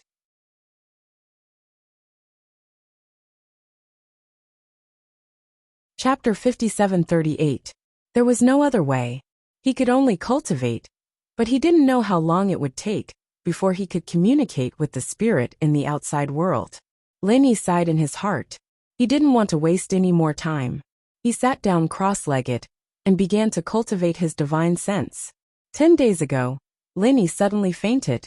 Although it made Cheng Yi panic, Lang Guza, Chen Dongcheng, and Big Brother Feng were already used to Lin Yi's invincibility. They just thought that Lin Yi consumed a lot of energy and would wake up after a short rest, so they didn't care at all. They even comforted Cheng Yi. Languza's speed was extremely fast. In just a few minutes, he had already returned to the coast. He found a hidden place and transformed back into his human form. After putting on his clothes, Big Brother Feng had already gotten a business car and drove them to Lan Mi. Cheng Yi's concert tour was interrupted. Fortunately, it wasn't too long, so they could still continue with the original schedule.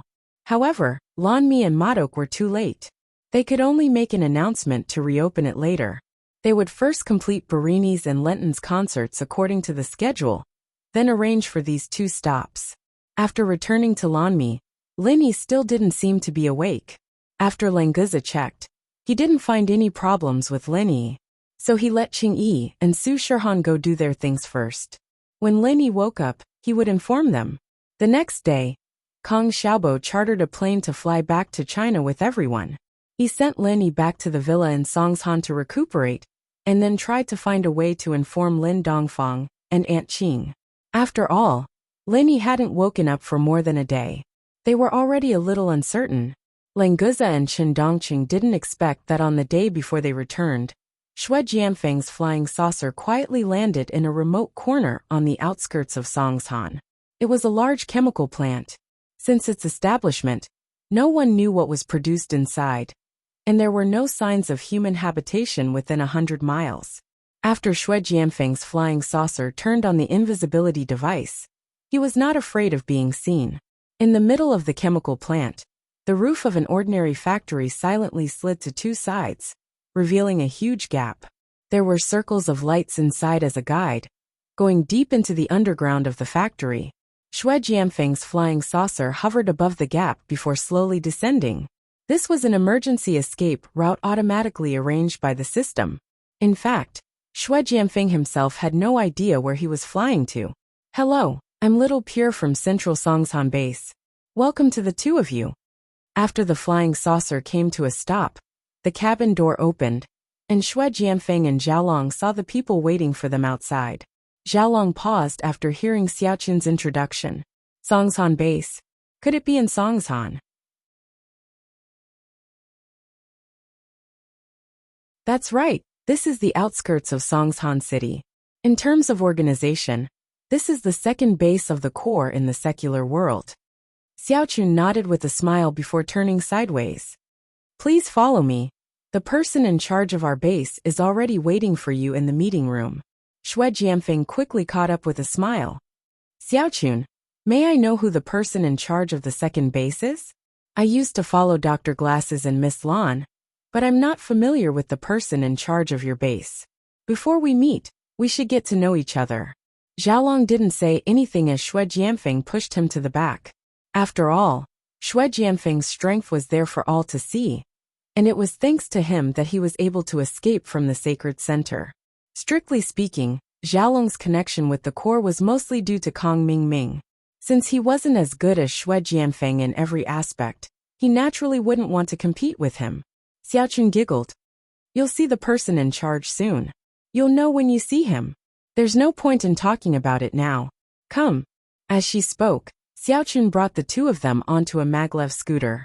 Once they were stable, the scooter started, and in a minute or so, they arrived at the meeting room of the second base. "We're here. You two go in." Xiaoqun turned around and waved at Xue Jianfeng and Zhaolong. She left immediately after they got off. Xue Jianfeng knocked on the door. The doctor was dead, but the poison in his body was still there. Before he could detoxify the poison, Xue Jianfeng had to show enough respect to the person in charge of the base. Otherwise, with his temper, he would have pushed the door open a long time ago. "Come in." A young man's voice came from the meeting room. Xue Jianfeng pushed the door open with a smile. "Hello, I'm Xue Jianfeng from the Sacred Center, the first base. May I know your name?" Xue Jianfeng didn't have to bow and scrape, but he was still very polite. The young man sat on the sofa with no intention of standing up. He pointed at the chair beside him. "Have a seat. I'm the person in charge here, Zhang Wen. You can call me Master Wen. I've heard about what happened in the first base. It wasn't easy for you two to escape, so follow me from now on. Ah, it's Master One. It's an honor to meet you. I, Xue Jianfeng, will be in your care from now on.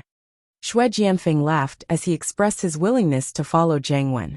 He sat down without any hesitation. He could tell that Jiang Wen was just a guy a little stronger than a normal person. His strength wasn't worth mentioning at all. He subconsciously looked down on Jiang Wen. Xiaolong didn't sit. He said with a face full of surprise. Master Wen, I know you. You're one of the 4 young masters of Songshan. My name is Xiaolong. You don't know this, but you've always been my idol. I didn't think that I'd be able to see you today. It's such an honor. I'm so excited to be able to see you often in the future and work for you. Jiang Wen's face lit up. He didn't think that he'd be able to meet a fan of his today. Ha ha ha, it's all in the past. Don't mention it. Jiang Wen waved his hand with a smile. His expression, however, seemed to be saying keep talking. On his forehead. Master Wen, you're wrong. As one of the 4 young masters of Songshan, you've become a legend. It's a shame that I haven't heard from you these past few years. Otherwise, I'd have come to you a long time ago. Xiaolong said seriously. He didn't feel like he was lying.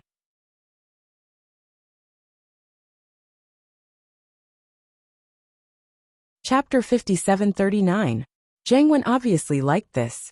He smiled and waved at Xiaolong. Come Kong, sit down and talk. I didn't think that you, the young master of Dr. Kang's house, would know me so well.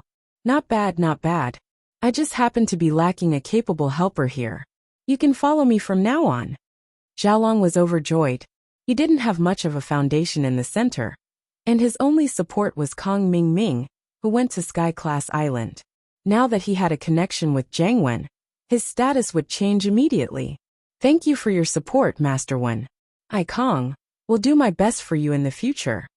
Xiaolong expressed his loyalty as he went over to refill Jiang Wen's teacup. He had already entered the role of an assistant.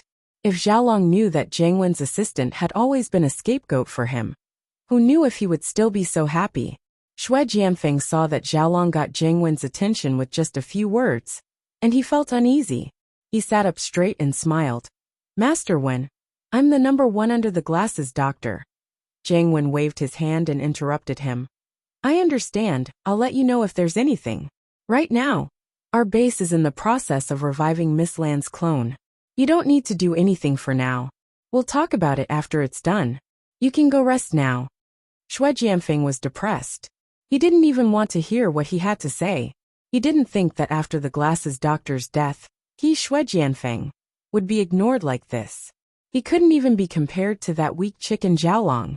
No matter what, he, Xue Jianfeng, was still a profound ascension early-stage super expert. The fusion of the new medicine was very smooth. Even if he hadn't tried it before, he knew that he would recover quickly if he got injured in a fight. Master Wen told you to go rest first, so go rest first. I'll let you know if there's anything. Xiaolong turned to Xue Jianfeng. He was still calling him Master Xue before, but now he didn't even bother to call him by his name. Xue Jianfeng humphed and got up to leave bitterly. He wouldn't have put up with this if it weren't for the poison in his body.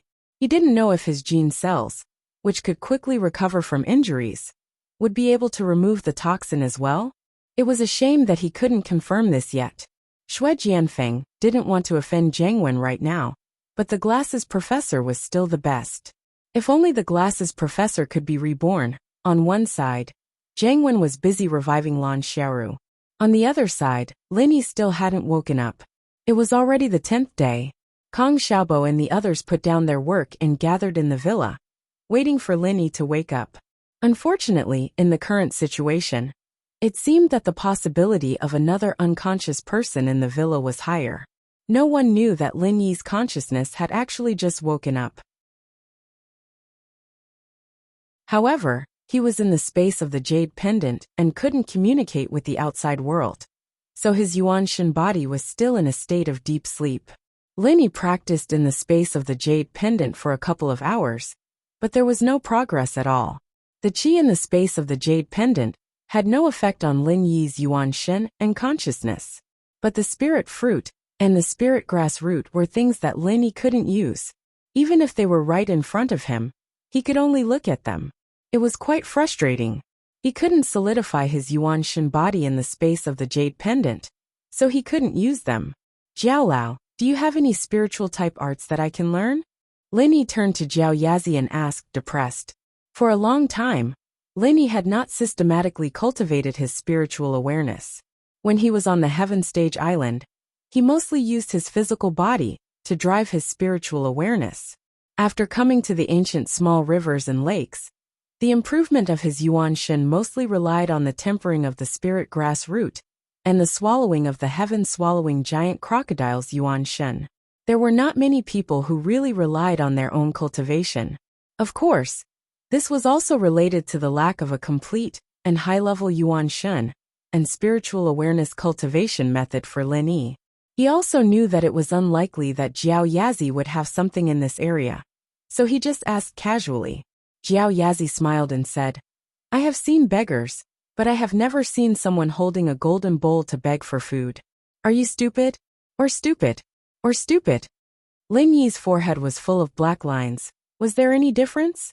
It seemed like Elder Jiao's resentment hadn't dissipated, because he hadn't talked to him for too long. After Jiao Yazi laughed at Lin Yi, he said seriously, You really don't know that you are in a treasure mountain. Don't you know that the heaven-stealing fortune battle art you are cultivating is a real top-level cultivation method? No. Saying that it is a top-level cultivation method is underestimating the heaven-stealing fortune battle art. With this cultivation method, why do you still need to find a spiritual awareness cultivation method? The heaven-stealing fortune battle art can cultivate the Yuan Shen and spiritual awareness? Lin Yi asked in surprise. He didn't think about this before, but now that Jiao Yazi mentioned it, he really felt that it was possible. For a long time, Lin Yi's Yuan Shen was stronger than cultivators of the same level. He originally thought that it was because of him, but now that he thought about it, he realized that it was probably because of the heaven-stealing fortune battle art. It was a shame that this art was incomplete, and even though he'd merged it with the art of dragon mastery to make up for the missing parts, he hadn't been able to properly analyze the rest of the art. Don't think that I don't know about your matters when I am in a deep sleep. Don't forget that we are connected. Once you return to the secular world, I will know everything you have experienced. Jiao Yazi narrowed his eyes and said faintly, Although your growth is amazing, ask yourself, have you properly cultivated this heaven-defying cultivation method? I remember reminding you of the importance of this cultivation method before you entered the heavenly island. Lin Yi suddenly blushed with shame. Although Jiao Yazi didn't say it clearly, Lin Yi was very clear about what he was referring to. After arriving at the heavenly island, Lin Yi's improvement was indeed great, but not much of it was brought about by the heaven-stealing fortune battle art. More of it was the various opportunities that Lin Yi found, in addition to countless heavenly materials and earthly treasures, as well as his own tenacity, that allowed him to reach this step. The heaven-stealing fortune battle art naturally played a role in this, but the proportion was really very small. If he casually changed a cultivation method, Lin Yi could still have the current achievements. At most he would be a little lacking in combat power. In this way, Lin Yi really underestimated the heaven-stealing fortune battle art. If he paid more attention to it, perhaps his strength could be a little stronger.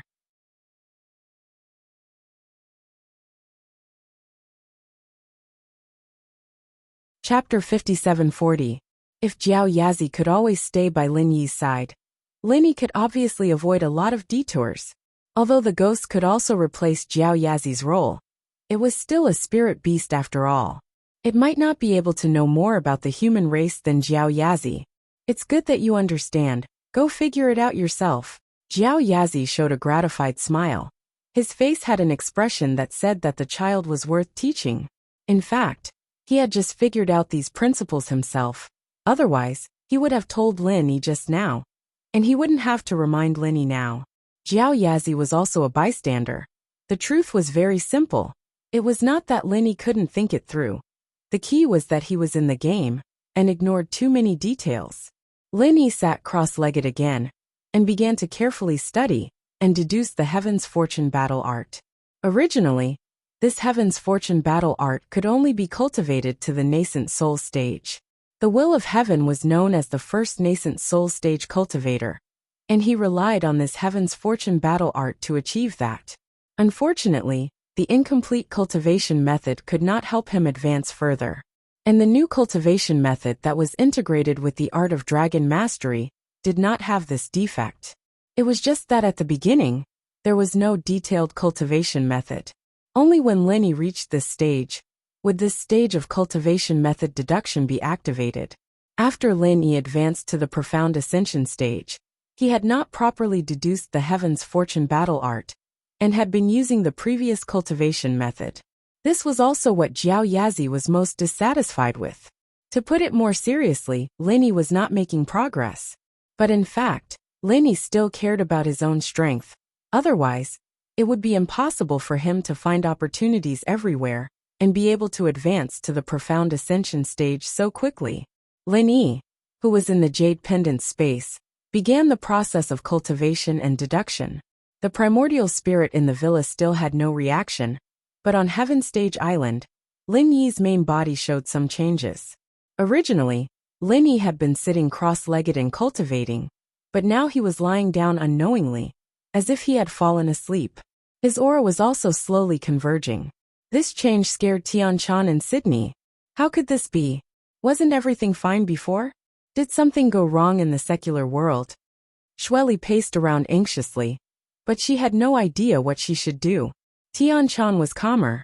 After comforting Sydney, she said decisively, "Sydney, get someone to find Brother the Will of Heaven and Okuda Island Master. They are more familiar with soul projection, so they should know what happened." Sydney didn't know what to do, but after hearing Tianchan's words, she felt that it was very reasonable. She immediately agreed and rushed out. After Sydney left, Tianchan showed a worried look. She looked at Lin Yi and whispered, "Bad thing, you only know how to make people worry. You must be fine. Otherwise, I will kick you. Come back quickly." Lin Yi. After a while, the Will of Heaven and Okuda Island came to Tiandam Pavilion and checked on Lin Yi's condition. Then, they looked at each other and shook their heads silently. "Brother, what happened to Lin Yi?" Tianchan couldn't maintain her calm anymore and asked anxiously. The Will of Heaven thought for a while and said, "Sister Tianchan, you don't have to worry. Lin Yi should be fine. Maybe it's because his soul projection has been going on for too long. It's far beyond the normal limit, so his body feels tired. He should lie down and rest for a while." Even though she was worried about Lin Yi, Tianchan couldn't help but laugh. How could there be such a big brother? He actually said that Lin Yi's body was tired and wanted to lie down for a while. This was ridiculous.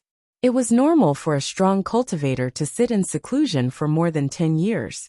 How could Lin Yi lie down for such a reason? However, from what the Will of Heaven said, Lin Yi's body should be fine. So Tianchan and Sydney were slightly relieved. Okuda Island also said, "The Lin brothers are very healthy, and their chi and blood are extremely strong. There doesn't seem to be any problem. You can all rest assured. Maybe this is a sign that his soul is going to return. Let's wait and see."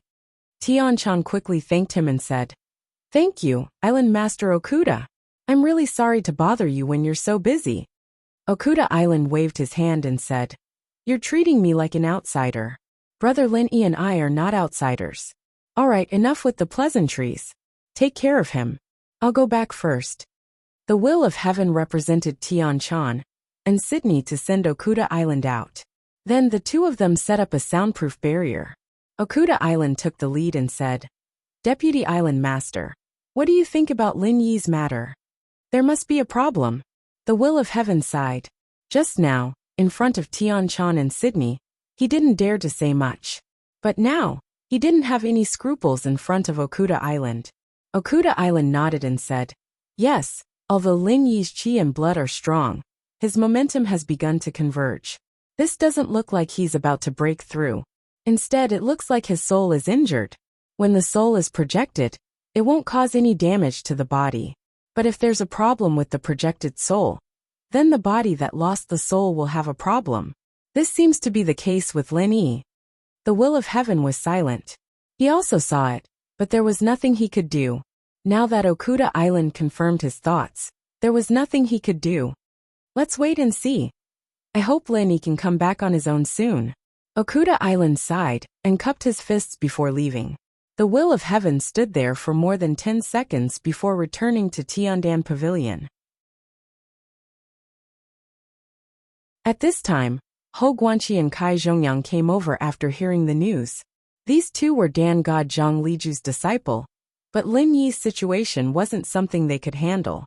So their final conclusion was the same as the will of heaven. Of course, this wasn't something they could say to Tian Chan and the others. They could only tacitly agree.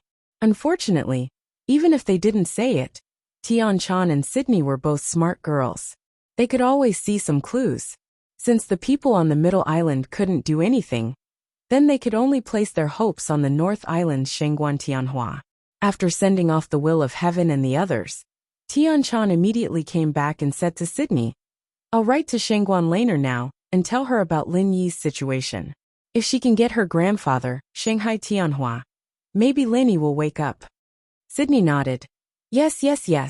Right now, the only one who can save Lin Yi is someone like Shengguan Tianhua. There's no time to lose. We'll contact Shengguan Laner immediately.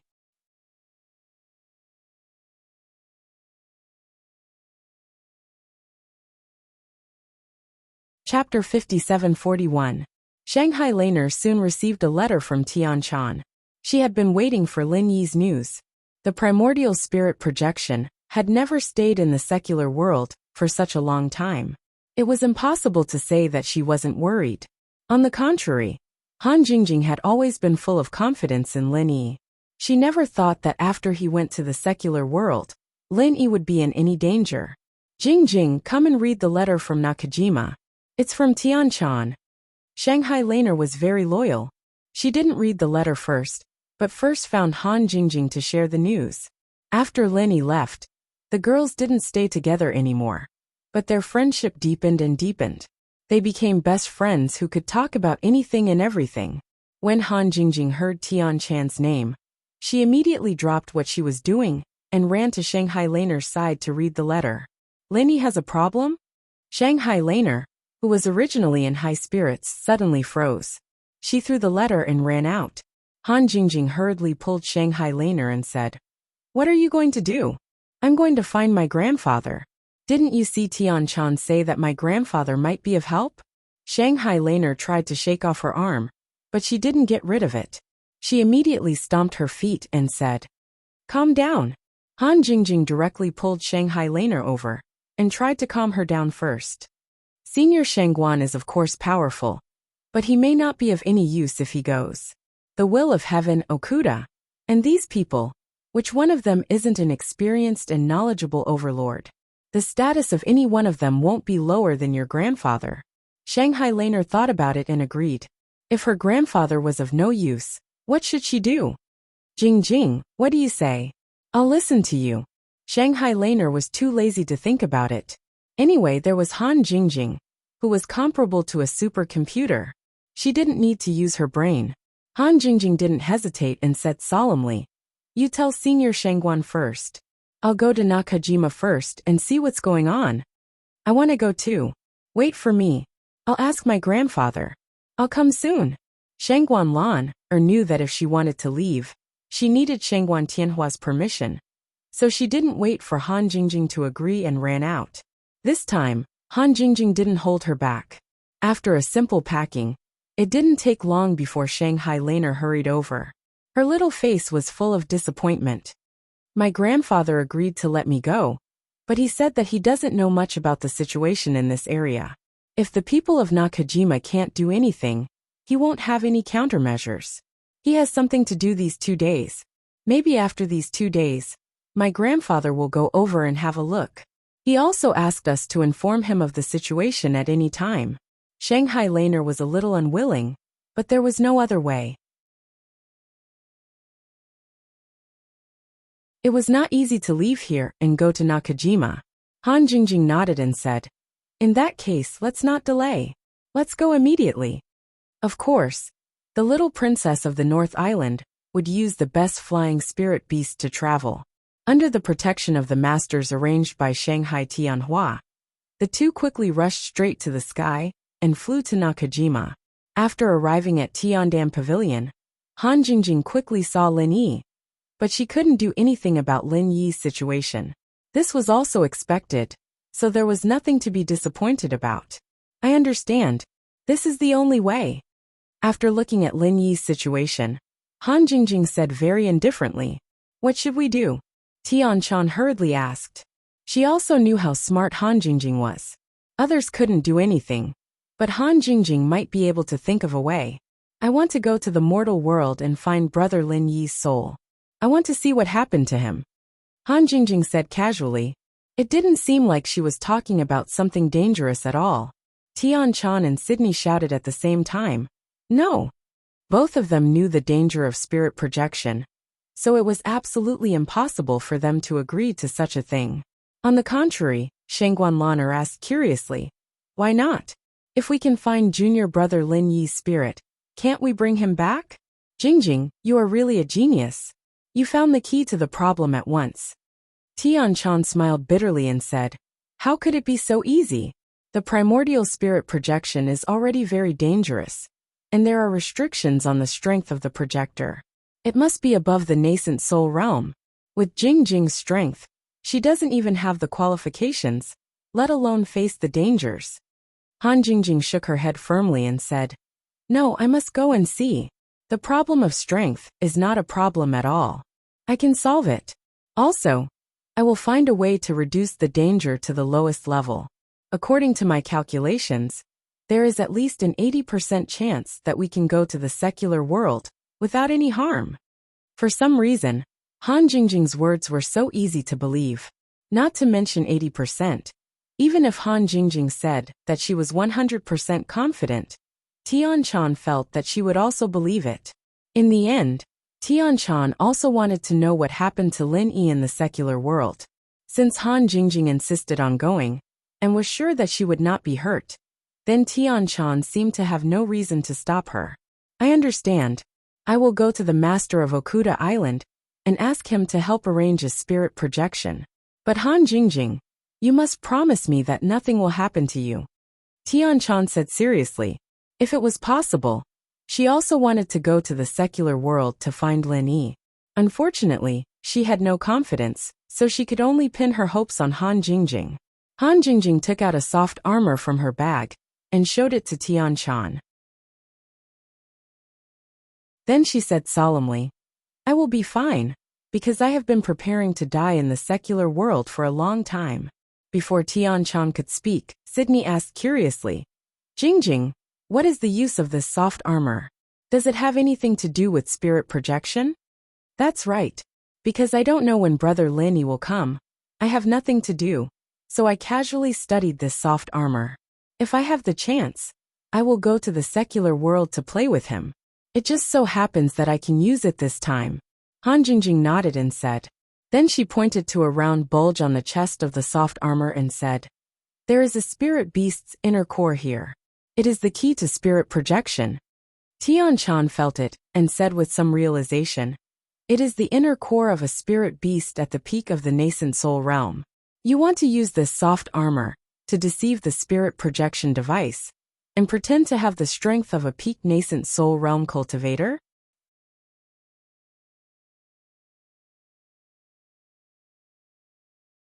Chapter 5742.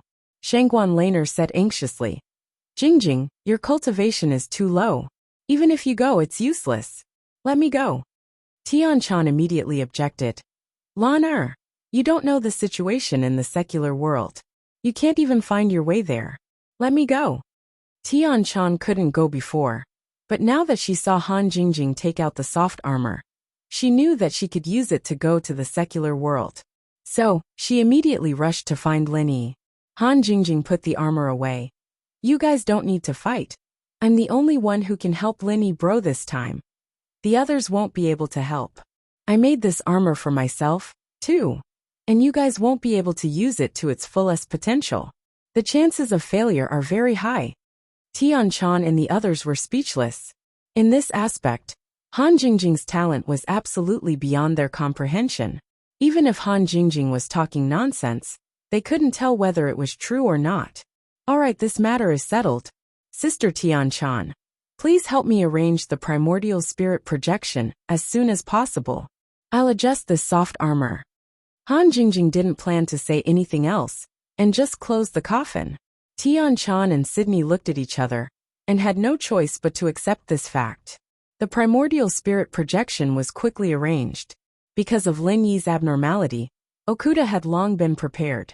Originally, the Will of Heaven planned to personally project his primordial spirit projection, but he was extremely unfamiliar with the secular world. Before collecting enough information, he didn't dare to act casually. Otherwise, it would be a waste of time. So, when Han Jingjing said she wanted to go, she could leave immediately. However, Okuda and the others were not very optimistic about Han Jingjing's safety. Tian-chan and Sydney tried to persuade Han Jingjing again. Jingjing, why don't you let me go? Your level is a little too low. How are we going to explain it to Lin Yi if something happens? Since you can adjust this soft armor, you can definitely let me wear it, right? Tian-chan held Han Jingjing's hand, trying to convince Han Jingjing to give up on the primordial spirit projection and let her take over. Unfortunately, Han Jingjing was very determined. She shook her head and said, Sister Tian-chan, there's no need to say anything. I'm ready. Let's start. Big brother Lin Yi might be waiting for me to help him. Let's not waste time. After that, no one knew how Han Jingjing did it, but the soft armor she wore on her body emitted a faint light, and the powerful aura of the nascent soul stage slowly rose. There was no flaw at all. Okuda was also amazed. It's exactly the same as a real peak nascent soul cultivator. If I didn't know the truth, I would definitely be fooled. It seemed that it would not be a problem to hide from the primordial spirit projection device. You're indeed a genius in the aspect of refining weapons. Han Jingjing smiled slightly. She was a genius, but not a genius in refining weapons. It was just that this kind of thing was too troublesome to explain. So she let Okuda figure it out himself. Tian Xingjian nodded. That's right, this soft armor is really amazing, and it's very effective in scaring people. However, after you project your soul, you'll be weakened for a period of time. You have to be careful. Find Lin Yi and bring him back as soon as possible. Han Jingjing smiled and nodded. I'll remember. Thank you, Brother Tian, for reminding me. Let's start now. Seeing that Han Jingjing was determined, no one continued to persuade her. Instead, they gave a few words of advice. Okuda also started the primordial spirit projection device. With the soft armor as a disguise, Han Jingjing's primordial spirit easily completed the projection. After breaking through the barrier, it went directly to the secular world. Outside a small town in Europe, Han Jingjing appeared in a sparse forest, feeling a little dizzy. Her primordial spirit projection was random, so it could not accurately bring Han Jingjing to Huaxia. Instead, it brought her to Europe, which was a huge deviation. However, there was a shadow of a soft armor on Han Jingjing's primordial spirit. It was the work she used to disguise herself as a Yuanying peak. Unexpectedly, she also brought it with her. Where is this? Han Jingjing looked around her surroundings in a daze. Her divine sense was not strong, and she was not used to releasing it, so she still used it to see more. The soft armor on her body turned into a set of ordinary casual clothes, and her primordial spirit quickly transformed into a primordial spirit body. The process was so fast that if Lin Yi saw it, he would definitely be stunned. When Lin Yi came down, he had to go through untold hardships to condense a primordial spirit body, and he was almost eaten as a big tonic. Perhaps this was also the function of the soft armor.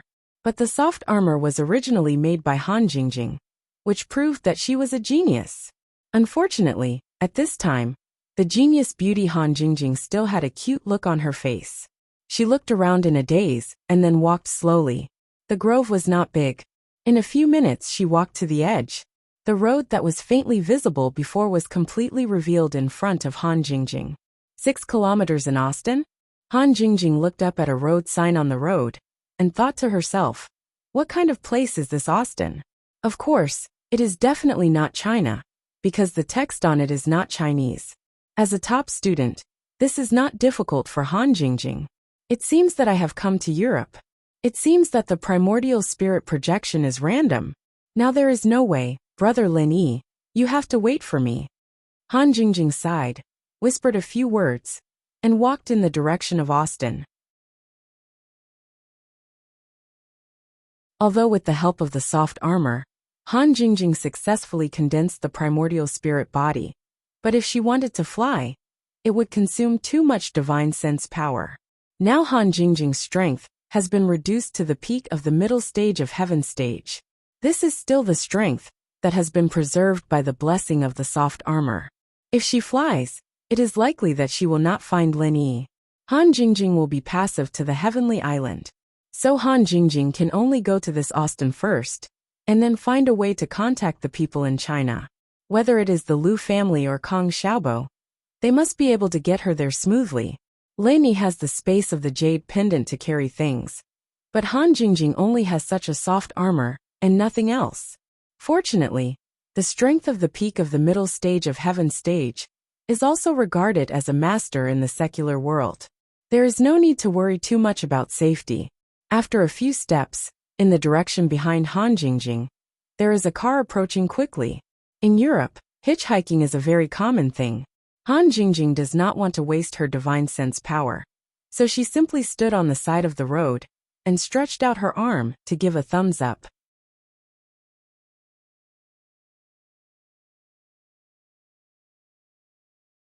Chapter 57:43. Hi beautiful, where are you going? A white youth in his 20s in the driver's seat greeted Han Jingjing with a smile. Judging from his attire, he was not a rich man. The Bumblebee was just an ordinary model, barely considered as a low-end car in Europe. But this guy's expression made him look like a rich second generation. It was as if he was writing on his face that he wanted to hit on her. And this was her honor. Han Jingjing slightly narrowed her eyes and revealed a harmless and innocent smile. I'm going to Ostal up ahead. Can you give me a ride? Of course, no problem. Come on, the white youth said with a warm smile. He opened the door of the front passenger seat for Han Jingjing. But Han Jingjing had already opened the door of the back seat and shrunk into it. The white youth was slightly startled. He did not say anything else and could only smile awkwardly. He leaned over to open the door of the front passenger seat and then stepped on the accelerator. My name is Johansson, beautiful. What's your name? The white youth deliberately slowed down the speed of the car. It was half as slow as when he came, so he had time to turn back and talk to Han Jingjing. Han Jingjing said lightly, You can call me Liu. Oh, by the way, please turn your head and look at the road while driving. Thank you. It was just a ride. Han Jingjing did not want to talk to this Johansson. She reminded him and turned her head to look out of the window. It only took a few minutes to travel 6 kilometers. When they arrived at Ostal, they went their separate ways.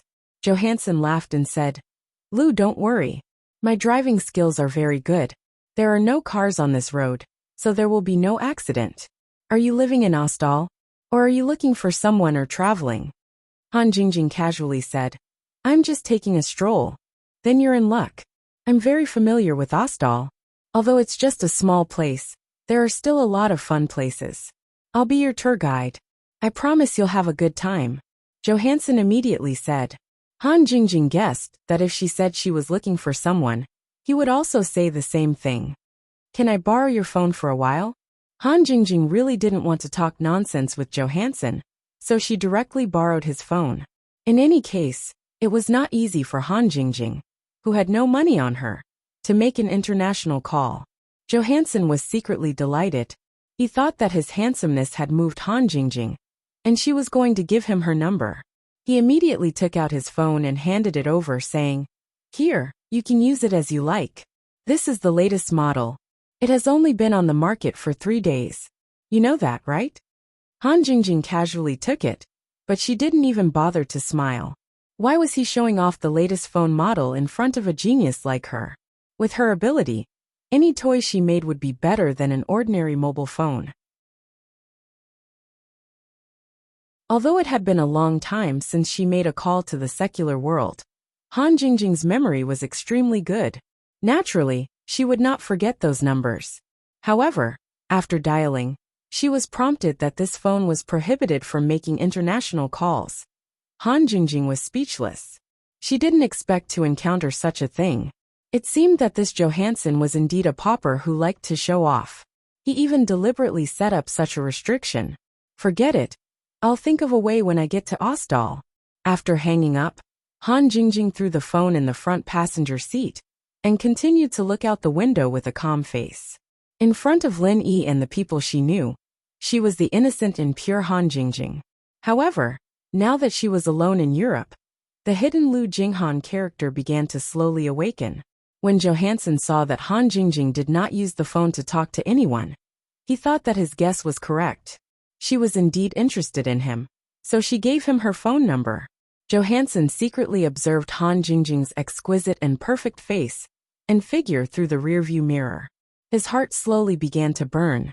There were still about 3 kilometers to Ostall. He couldn't wait to return to the town. He simply turned the steering wheel and drove off the road, heading for the small forest at the side. Han Jingjing frowned slightly and turned to look at Johansson. Aren't you going to Ostall? Why did you deviate from the main road? Dear Lu, we're all adults. Since we both have a good impression of each other, there is no need to be shy. My car is very comfortable. Of course, I will make it more comfortable for you, Johansson said with a smile. However, that kind of look made Han Jingjing want to smash his face with the sole of her shoe. Even an idiot would know what such explicit words meant. Han Jingjing said with a frosty face. Stop the car. Otherwise you will regret it. Ha ha ha, Lu, you are so cute. Is it okay to do it here? You can still see a little from the road. It will be more hidden if you go in. Of course, if you like it here, it's okay. I have no opinion, and I promise you will not regret it. Johansson had a dirty smile on his face and deliberately distorted Han Jingjing's meaning.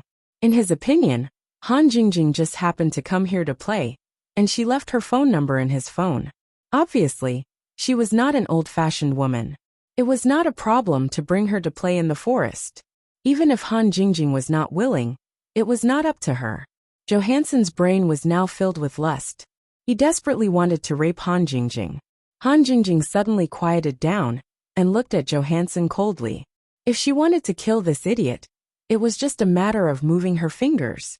Even if Han Jingjing did not practice or fight, her strength was real. Johansson suddenly felt a chill in his heart. Although he did not understand, he did not want to continue driving in.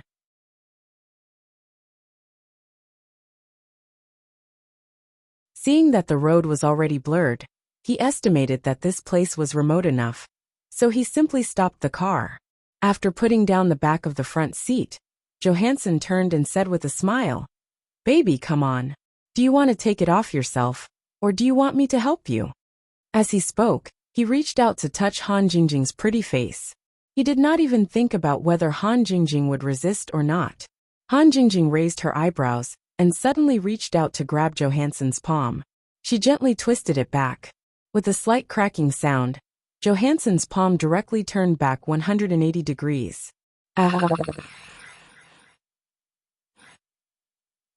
Ah. I said you will regret it. Han Jingjing calmly shook off Johansson's hand and wiped her hand on the seat with some disgust. She felt that touching this trash was very dirty.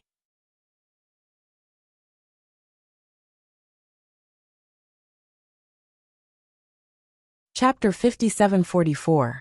Johansson suddenly thought of something and pulled out a .38 pistol from the storage compartment. He pointed it directly at Han Jingjing's forehead and shouted, You son of a bitch!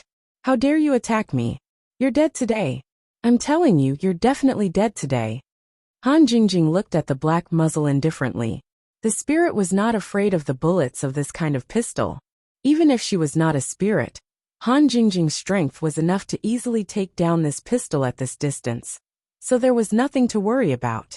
Johansson gritted his teeth with a ferocious look and said, Bitch, take off all your clothes.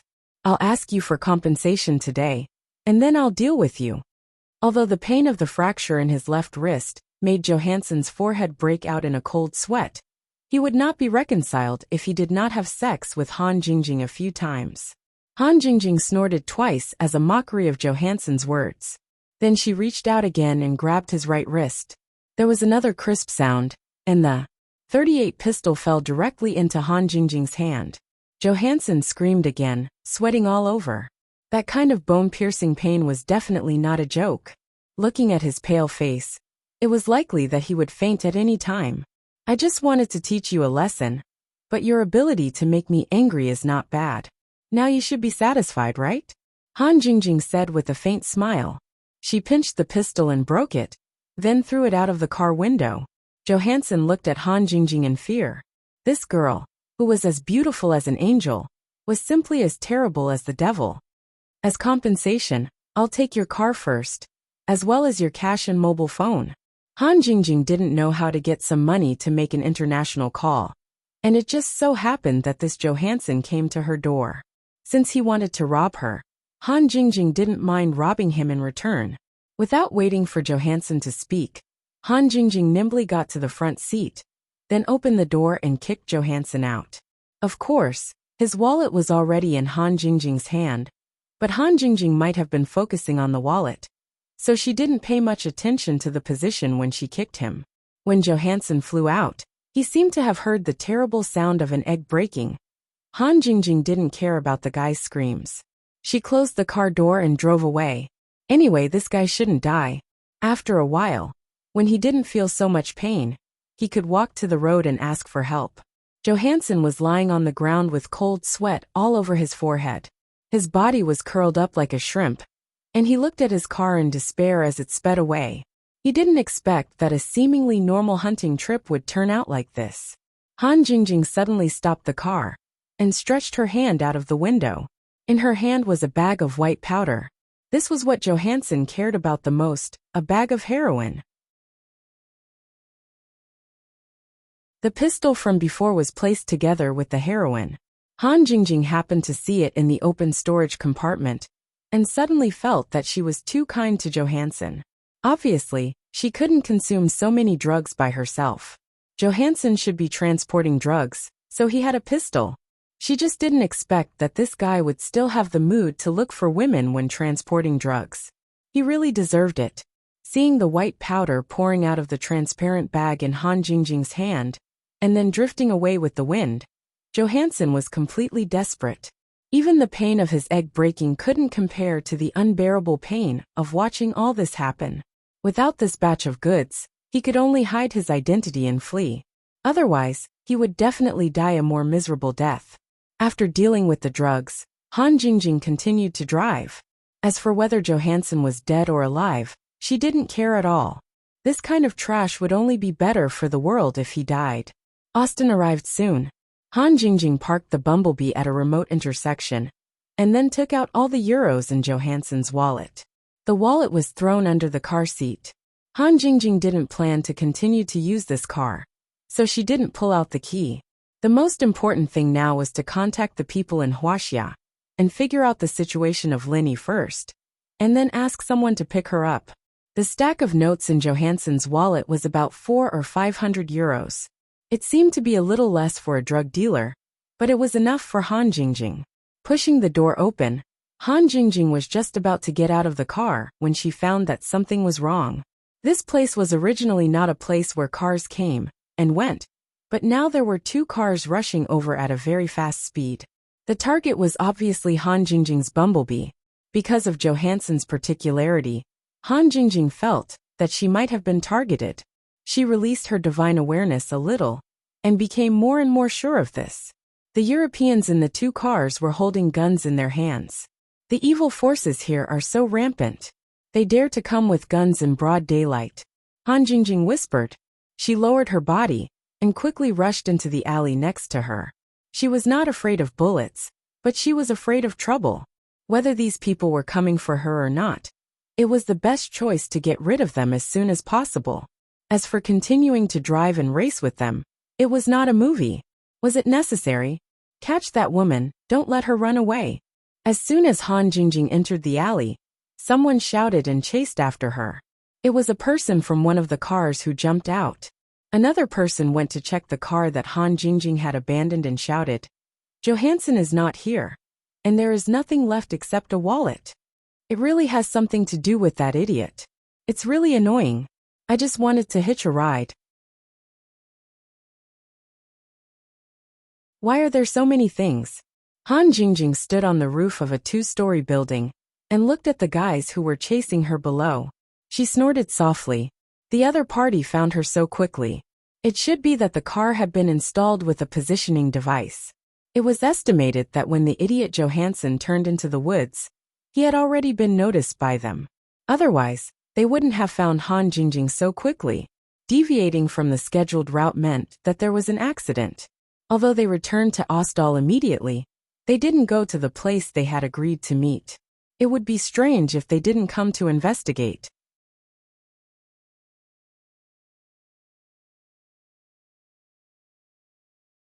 Chapter 57:45. Looking at their posture, they would not stop until they found Han Jingjing. In this place, the power of these guys seemed to be very strong. No one dared to say anything with a gun in the daytime. Han Jingjing was not worried about falling into their hands. She just didn't want to waste time. So she simply sneaked into the house under her feet and found a phone to use first. Before sneaking in, Han Jingjing certainly used her divine awareness to make sure that there was no one inside. In such a close place, her divine awareness was still competent. The first call, Han Jingjing did not call back to the Liu family. Compared with the relationship with Lin Yi, the Liu family without her was far less powerful than Kang Xiaobo, Lai Changyi, and others. So Han Jingjing directly called Lai Changyi. The two had business dealings before, so she still remembered his number. After a few rings, the other side connected. "Hello, who is this?" Lai Changyi said directly in English, because the number showed that it was from Europe. He thought it was someone from the Buffon family looking for him. "Lai Changyi, I'm Han Jingjing."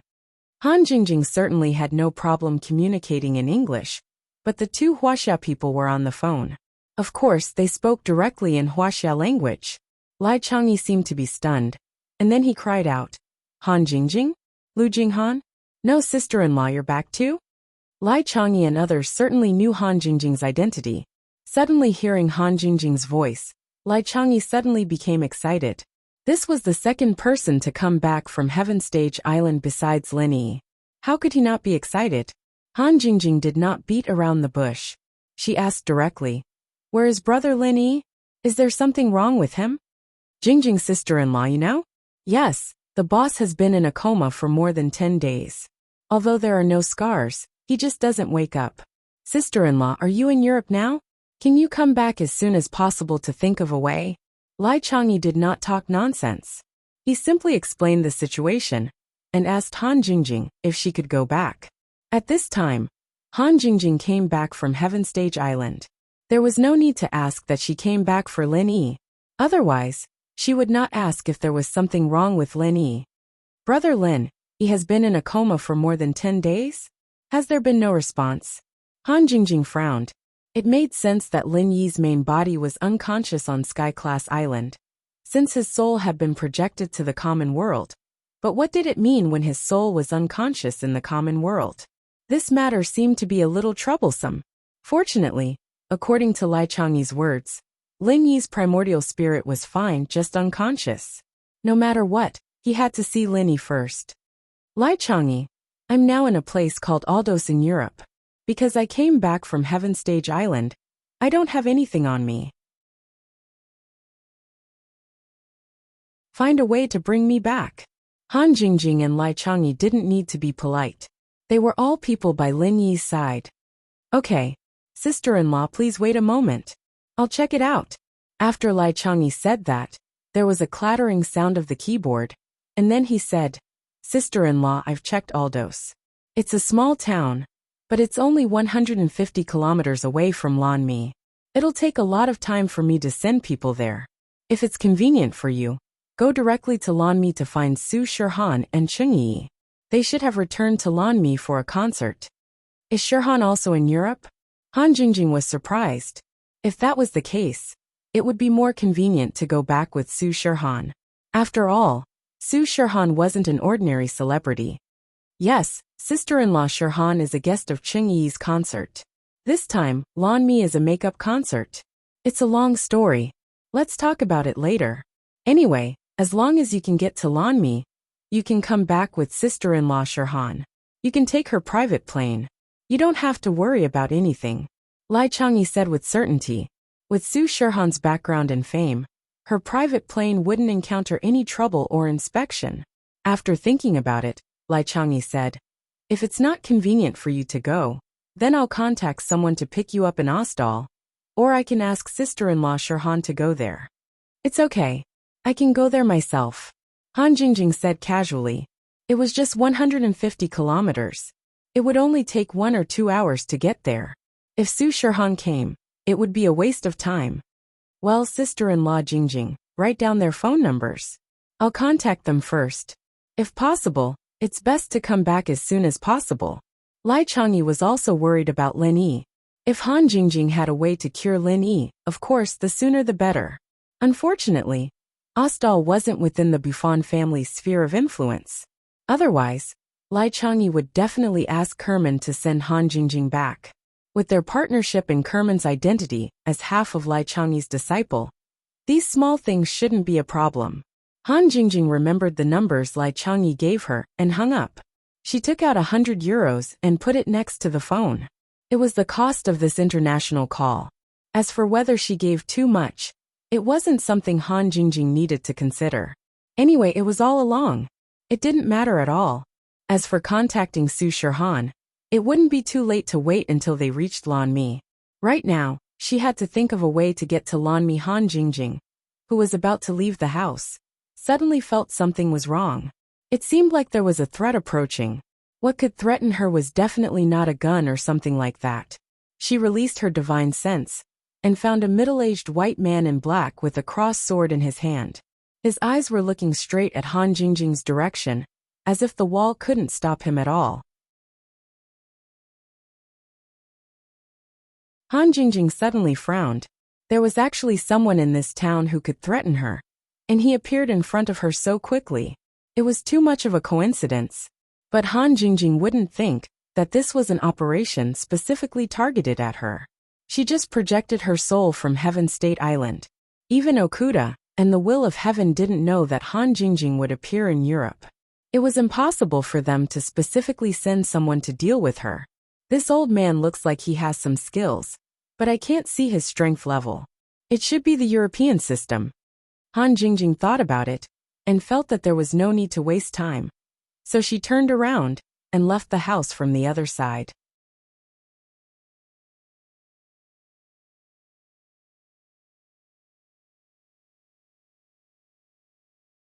Chapter 57-46. The arrows in her hands did not stop, as she continued to perfectly block Han Jingjing's path of advance.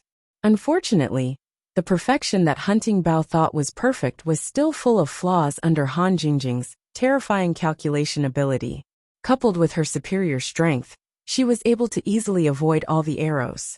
Hunting Bao suddenly felt some regret. She should not have jumped down from the roof.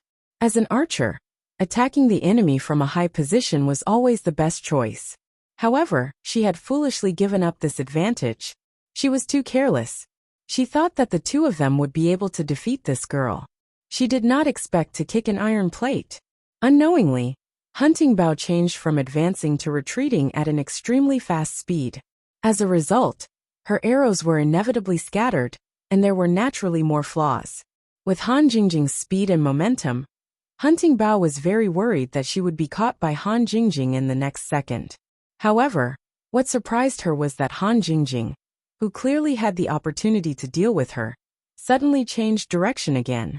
Black Shirt, who had rushed over to help, was shocked. He thought that Han Jingjing would not be able to easily change direction with such a fast speed. However, Han Jingjing seemed to completely ignore the effect of inertia and change direction at a large angle without any difficulty. Black Shirt, who originally wanted to help Hunting Bao and sneak attack Han Jingjing, was now facing Han Jingjing head-on. The distance between the two of them continued to decrease. Hunting Bao's expression changed greatly. Only now did he understand that Han Jingjing's target had always been Black Dress. The sudden attack just now was just a feint. Not only could it disrupt her rhythm, but it could also attract Black Dress over. It was indeed a good plan. Seeing that Han Jingjing was about to face Black Shirt again, Hunting Bao could only try her best to shoot an arrow in an attempt to interfere with Han Jingjing's movement.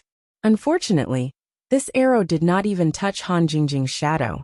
When two enemies meet on a narrow path, the courageous wins.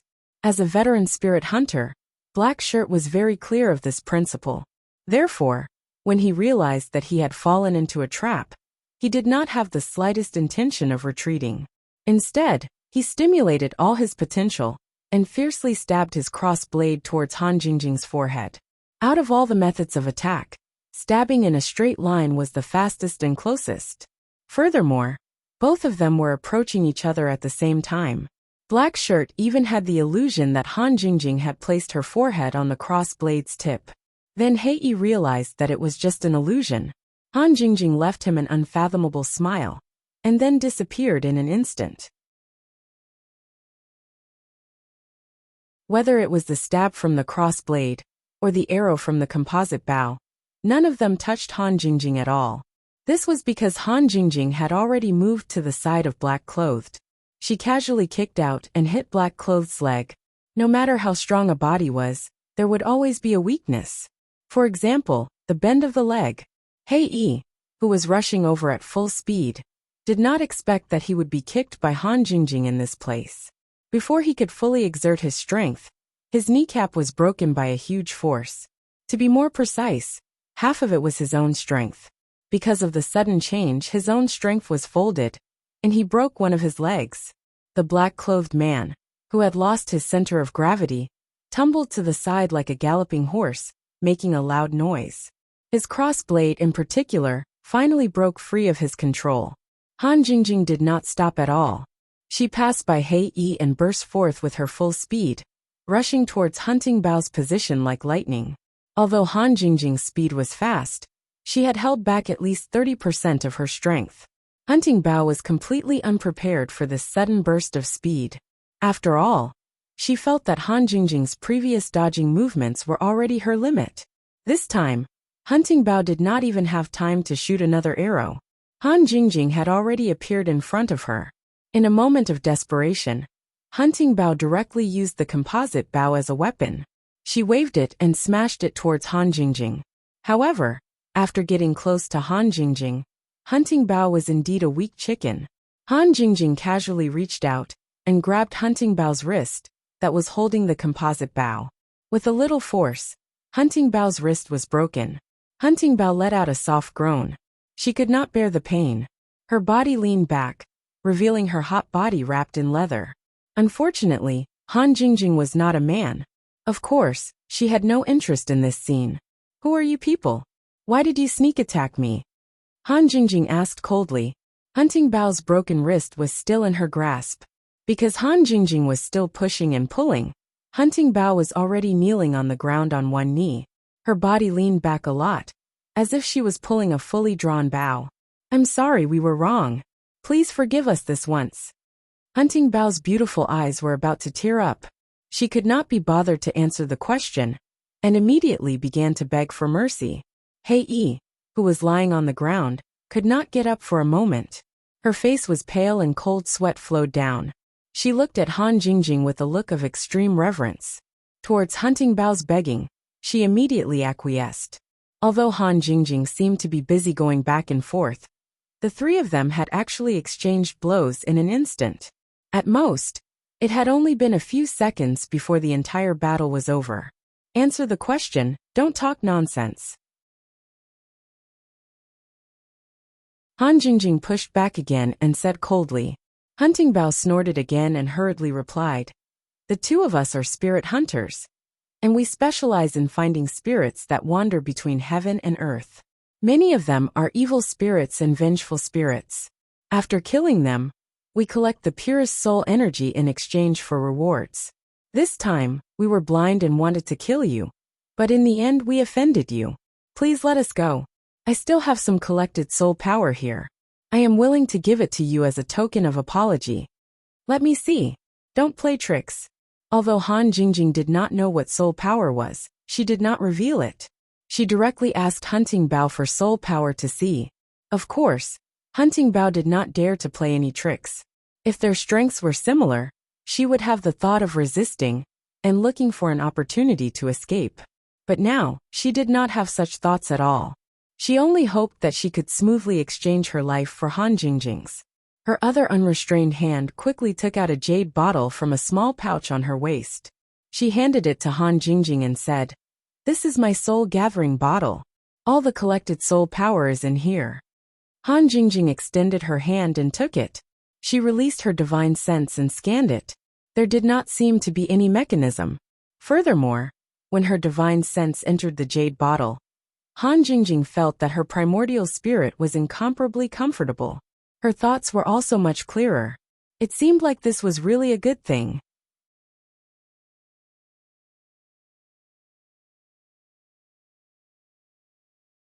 Chapter 57-47. Letting go of Hunting Bao's broken wrist, Han Jingjing didn't have the intention to kill them. She flashed to Black Shirt's side and looked at him with a smile. Black Shirt sighed. He knew that he had suffered a great loss today, but who asked them to come to him? Now if he wanted to live, he could only beg for Han Jingjing's forgiveness. Without saying much, Black Shirt also took out his soul collection bottle and gave it to Han Jingjing. Han Jingjing didn't know how much soul power was in these 2 bottles, but it was at least half. Her intuition told her that these 2 bottles of soul power would definitely be helpful to Lin Yi's current situation. "I'll give you these soul power. Is this the end of the matter between us?"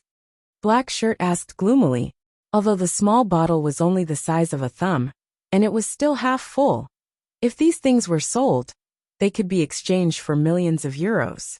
Now that they were given to Han Jingjing for nothing, it would be strange if he was in a good mood.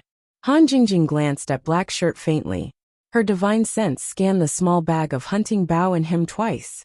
After confirming that they didn't have any extra soul power, she didn't say anything more.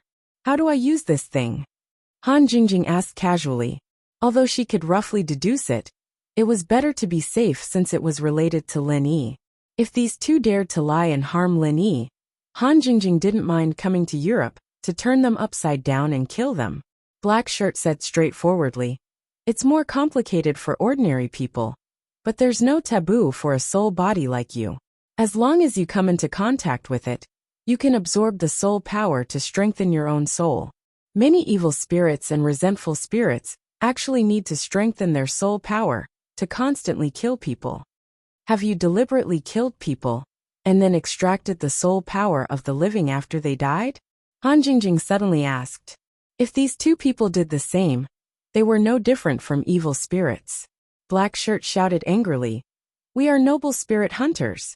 How could we do such a despicable thing? You should apologize to us for your ignorant words and deeds." "Black Shirt." Hunting Bao walked over slowly and quickly interrupted him when he heard this. This guy really dared to say anything.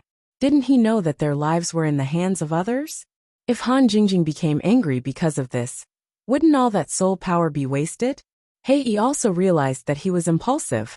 He laughed dryly and said, "Forget it. Since you don't know these things, I can't blame you. Remember not to say such things casually in the future." If Lin Yi was here, he might have started interrogating if there was any more soul power. Lin Yi was never polite to people who offended him first. However, Han Jingjing's personality was much kinder, so she didn't continue to question him.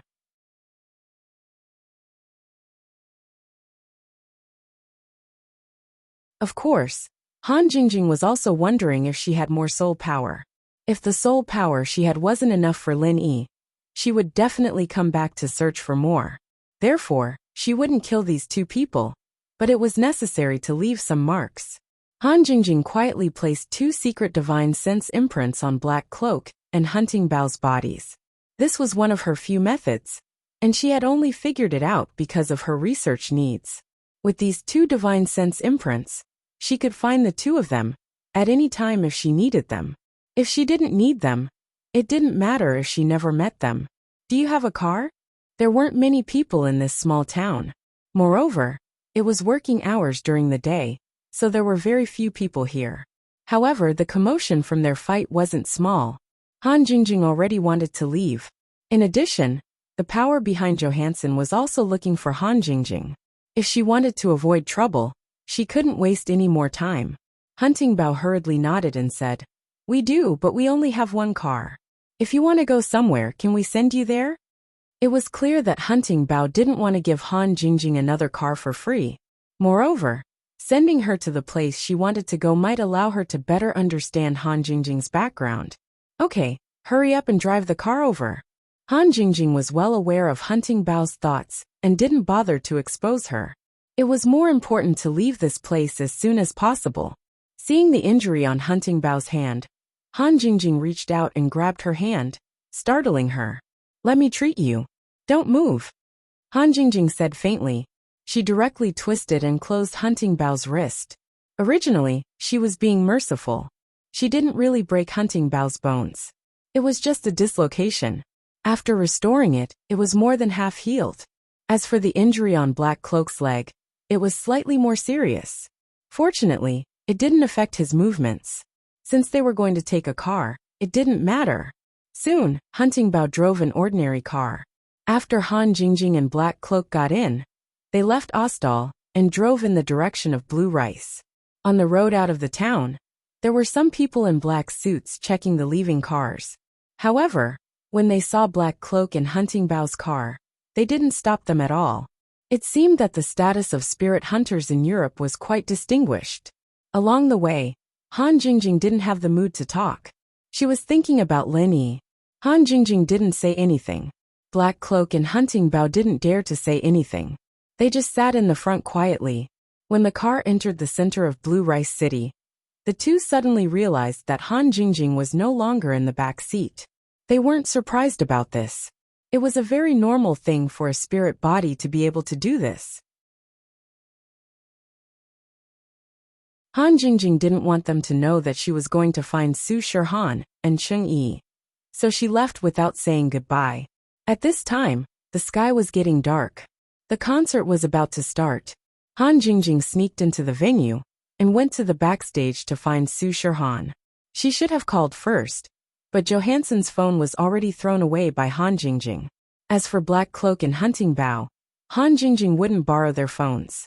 Since she was already here, she might as well go and find them. The fans of Blue Rice were very passionate.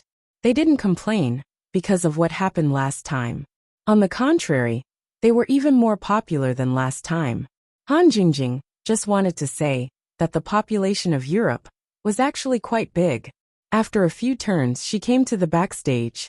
Cheng Yi was talking to Su Shihan. Shiji, why isn't Han Jingjing here yet? I can't contact her.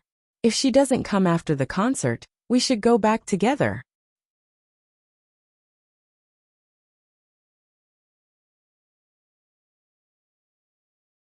Chapter 57-48. I also want to go back and see Lin Yi. He's like this because of me, Cheng Yi said with self-blame. She really missed Lin Yi.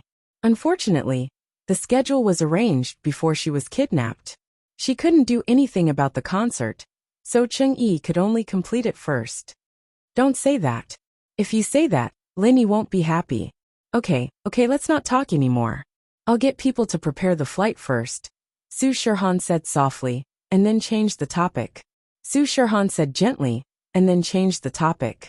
In fact, everything on the private plane was prepared in advance. As long as she said a word, it could take off at any time. Han Jingjing heard this, and directly appeared in the room. She said happily, Su Shihan, Cheng Yi. I'm very happy to see you guys, but I'm in a hurry. I won't be attending Cheng Yi's concert.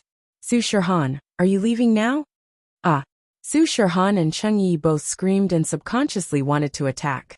A person suddenly appeared in a closed room. Anyone would be shocked. Not to mention, both of them were focused on Lin Yi. Han Jingjing, it's you. You scared me to death. Su Shihan and Cheng Yi calmed down after seeing who it was and stopped their attack. After greeting each other, Su Shihan didn't even bother to go on stage. She directly nodded to Cheng Yi as a farewell, and then pulled Han Jingjing to the rooftop of the stadium. There was a small helicopter waiting for them.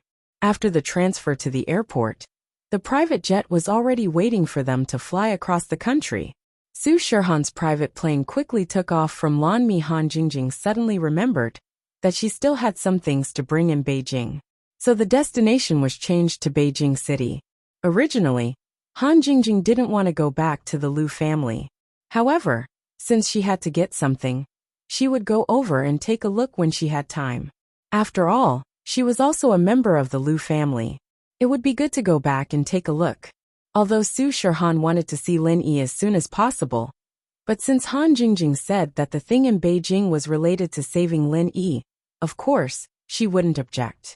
However, she didn't plan to go with Han Jingjing to the Lu family. It wasn't suitable for her to go with them. Since she had decided to go back, Han Jingjing informed House Lu beforehand. So when the plane landed, the two most important figures of House Lu, Lu Tianyi and Lu Tianli, came to pick her up personally. There was also the pillar of the younger generation, Han Jingjing's brother Lu Xiaoqiao. Uncle, Dad, and little Qiao, why are you all here? Seeing that her family had come to pick her up, Han Jingjing was naturally very happy, and a sincere smile appeared on her face. Jingjing, it's been a while since we've seen you. Of course we had to come see you as soon as we heard you were coming back.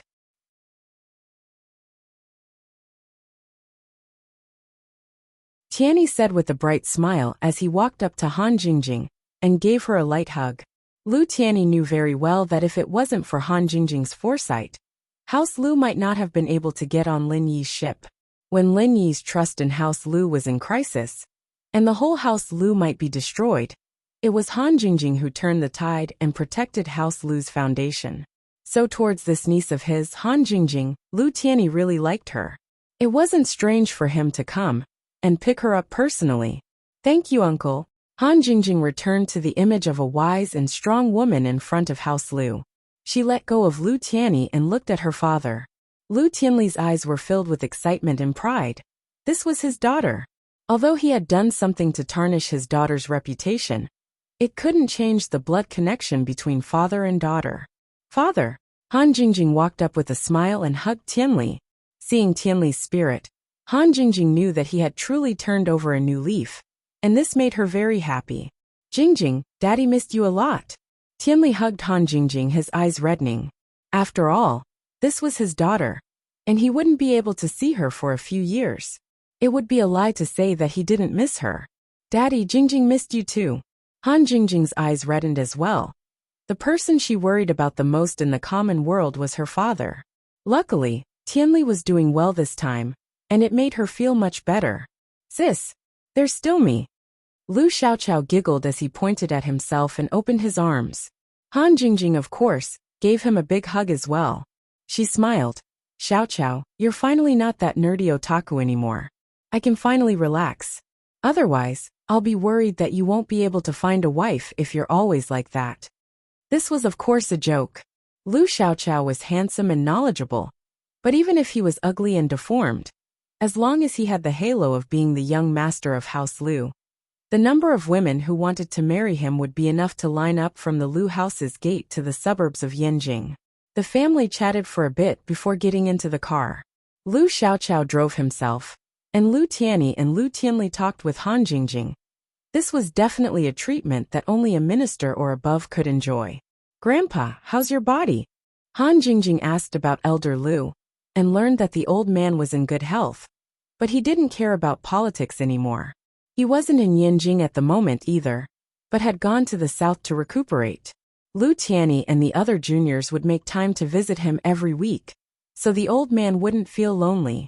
Han Jingjing nodded. So Grandpa went to the south. Then let's not go home. Let's go to the company. I need to get some stuff, and then we'll go to Songshan. So urgent? Lu Tianli said, surprised.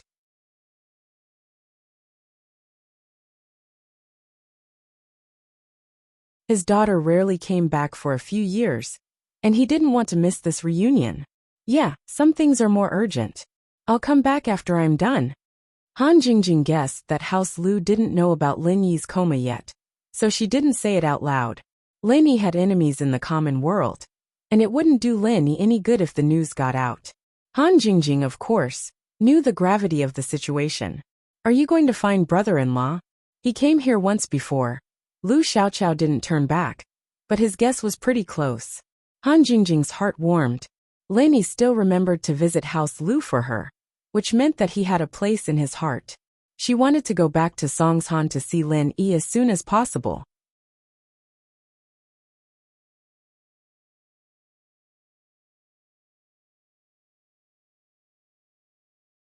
Chapter 5749. If Han Jingjing was going to look for Lin Yi, then Tianli wouldn't have a problem. Thinking of Fan Jian, he wanted to plead for him. Han Jingjing frowned. Of course she knew who Fan Jian was. In fact, she didn't have much of a good impression of this cousin of hers. He was just a spoiled brat, trying to distance himself from House Lu, before even asking for their help when House Lu was in trouble. Now that House Lu was rich, he was rushing to help them. This type of person would never be welcomed anywhere. Dad, why did you bring him up? Han Jingjing asked curiously. It was rare for the family to get together, and bringing up someone like this would only waste time and affect their mood. Tianli laughed. He's your cousin after all. He seemed to have offended Lin Yi before.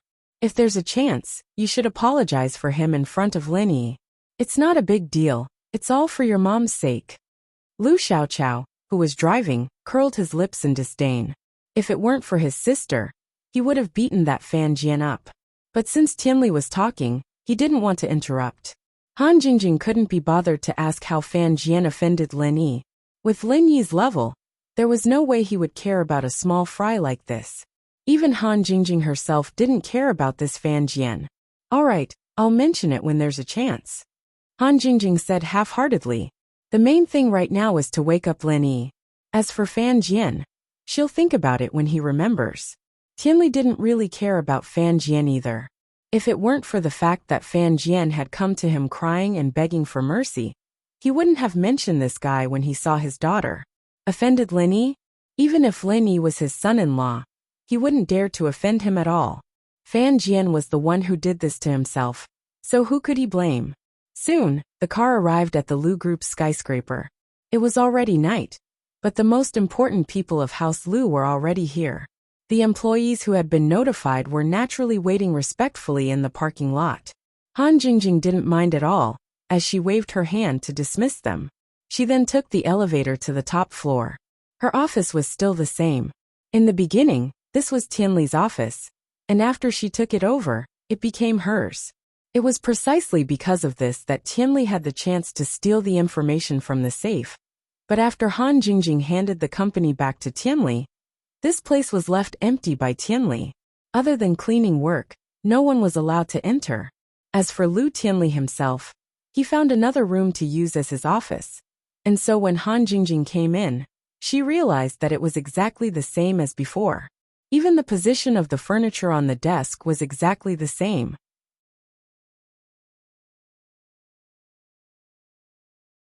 Jingjing, I always thought that you would come back to take over the company, but I also know that you don't care about our family business at all right now, and you don't have the time to take care of the company either.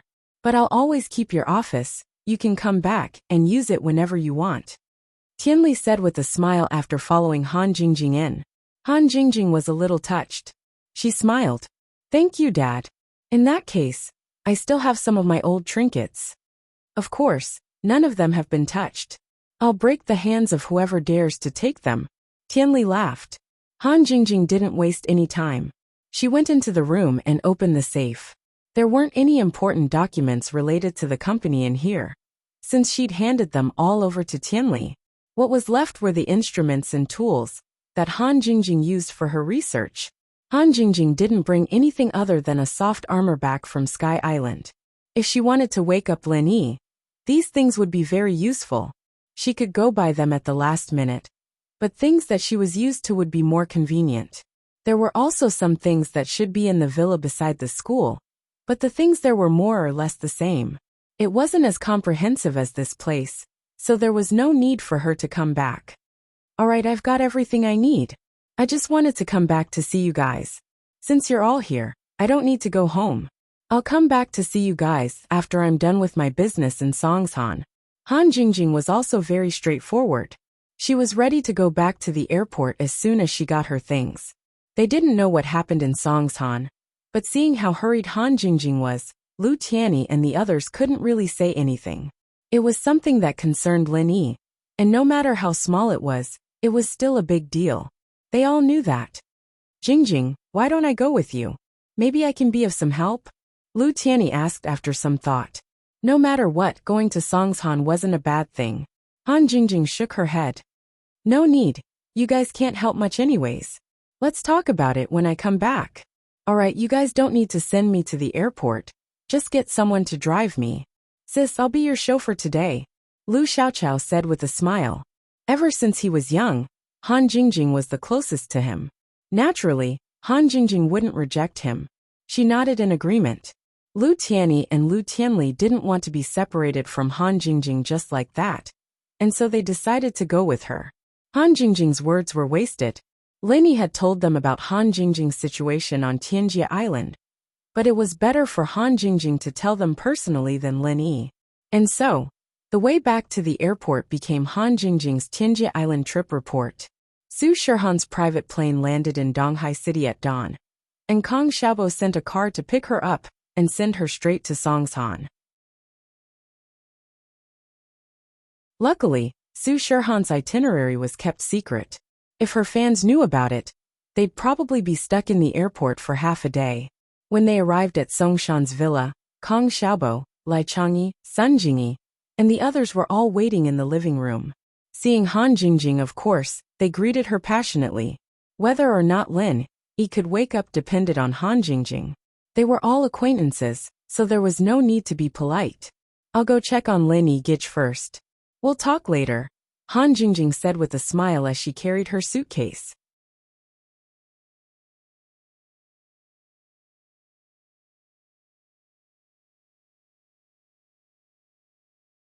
Chapter 5750. In fact, those who were in this villa were the closest people to Lin Yi. There was really no need to be too particular. Han Jingjing didn't waste any more time, and quickly went upstairs to Lin Yi's room. Lin Yi's primordial spirit lying on the bed didn't seem to have any abnormalities on the surface. If it wasn't for the difference in the room, it would look exactly the same as Lin Yi's body on Heaven Island. Even the posture was exactly the same. Big brother Lin Yi Jingjing is here. Han Jingjing rushed to the bed and put down the box in her hand. She reached out and held Lin Yi's hand and said firmly, Big brother Lin Yi, don't worry. Jingjing will definitely wake you up. Su Shihan was the second to come in. She was also very worried about Lin Yi, but seeing Han Jingjing's expression, she was too embarrassed to do the same. She could only stand by the door and watch without saying anything. She didn't continue to enter the room, and the people behind her also stopped. After Han Jingjing finished speaking, she let go of Lin Yi's hand and turned around to open the box. She took out all the tools and instruments inside one by one. Jingjing, what are you doing? Su Shihan couldn't help but ask. In fact, she wanted to ask more about Lin Yi's situation. It was just that Han Jingjing didn't seem to be doing any checks, so she didn't ask. Han Jingjing continued to put things out and said without turning her head, I just took a look. There is nothing wrong with Lin Yi's primordial spirit. Although it suffered a lot of damage, it only made Lin Yi's primordial spirit a little weaker. It shouldn't be like this. What is going on? I need to do a more detailed check. As she spoke, Han Jingjing had already started to dismantle some of the instruments and reassembled them into new ones. She also asked Kang Xiaobo to bring all the laptops, TVs, and phones in the villa for her to temporarily use as peripherals. The entire room was quickly filled with scattered components, and around Lin Yi's bed, there were 6 new pillar-shaped electronic devices. It looked a little ugly, but the people at the door didn't understand it, but they thought it was awesome. When Han Jingjing made these things, they made a lot of noise, but no one thought there was a problem. If the noise could wake up Lin Yi, they didn't mind setting off firecrackers in Lin Yi's ears all day. When the 6 electronic devices were finally connected by Han Jingjing, some messy lines began to appear on her laptop. Han Jingjing's face was slightly happy, as if she was very satisfied with the appearance of these lines. Other than Han Jingjing, no one else could understand what these lines meant. They were afraid of disturbing Han Jingjing, so they didn't dare to ask questions. They just watched quietly, as Jingjing quickly typed in lines of commands on her laptop. 10 minutes later, Han Jingjing frowned and muttered, How strange, how could such a situation happen? Su Shirhan immediately asked. Jing Jing, what did you find out? How is it? Han Jingjing scratched her head and showed a cute expression. I'm not too sure. Linny Gij's situation is not easy to describe, so it's a little strange. Everyone was going crazy. Didn't that mean she didn't say anything? How strange was it? Why was it not easy to describe? Han Jingjing seemed to feel that it was not appropriate for her to say this, so she thought about it and continued. Let's put it this way. Linny Gij's primordial spirit indeed suffered a very serious injury. His primordial spirit's divine sense energy is continuously flowing out, but the speed is not fast. If there is no replenishment, it can still last for about a year, and after a year, it will probably completely dissipate. Su Shirhan and Sun Jingyi's face paled. What was so strange about this situation? They should quickly think of a way to save Linny. Jing Jing, is there any way to stop this energy from flowing out? Not to mention a year, even if it's just a month, the damage to Linny is very big, right? Sun Jingyi was born in a medical family, so she was very sensitive to this aspect. Han Jingjing said that Linny can last for a year before it completely dissipates, which means that with each passing day, Lin Yi's injuries would worsen. A month was already very scary. Han Jingjing nodded. This is the strange part. Linny Gij's primordial spirit is losing energy, but on the other hand, there is energy coming in to replenish it. It feels like Linny Gij is cultivating on his own, but the effect isn't very good, just barely enough to keep up with the consumption. Sun Jingyi breathed a sigh of relief. This Han Jingjing was panting while talking. It really scared her. Then, could it be that Lin Yi's cultivation isn't enough to make up for the loss of energy? So he can't wake up? Didn't he have experience in self-healing before? Maybe it's the same this time. Su Shirhan guessed uncertainly, but there was a hint of truth in it. Maybe so. Han Jingjing said casually. Only she understood that Lin Yi's primordial spirit was different from his physical injuries. His magical qi might not be of much help to the primordial spirit's injuries. But Su Shirhan's words gave Han Jingjing some ideas. Since Lin Yi's energy loss and replenishment were in a balanced state, maybe increasing the replenishment would give Lin Yi a higher chance of waking up. As for how to increase Lin Yi's energy replenishment, Han Jingjing also had a plan. She prepared 6 cylindrical electrical appliances. After some slight changes, she could form a device similar to a spirit gathering array. But this device didn't gather spiritual qi, but soul power. This was the inspiration from the 2 European spirit hunters.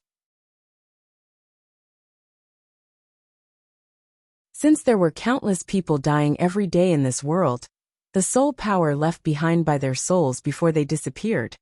If no one collected it, it would drift between heaven and earth, and after a long time, it would completely disappear. Since this was the case, why not make a device to collect this soul power for Lin Yi's use? A genius like Han Jingjing, of course, wouldn't be like the European spirit hunters, using weapons to fight with souls to collect soul power. She had 2 soul gathering bottles. Using this as the foundation, it was very easy to make a device similar to a spirit gathering array.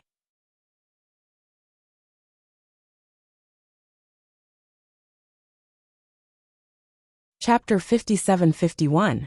The amount of soul power in the 2 soul gathering bottles added up was a little more than a whole bottle. They weren't sure if it was an illusion, but everyone felt that Lin Yi's primordial spirit seemed to have solidified a little.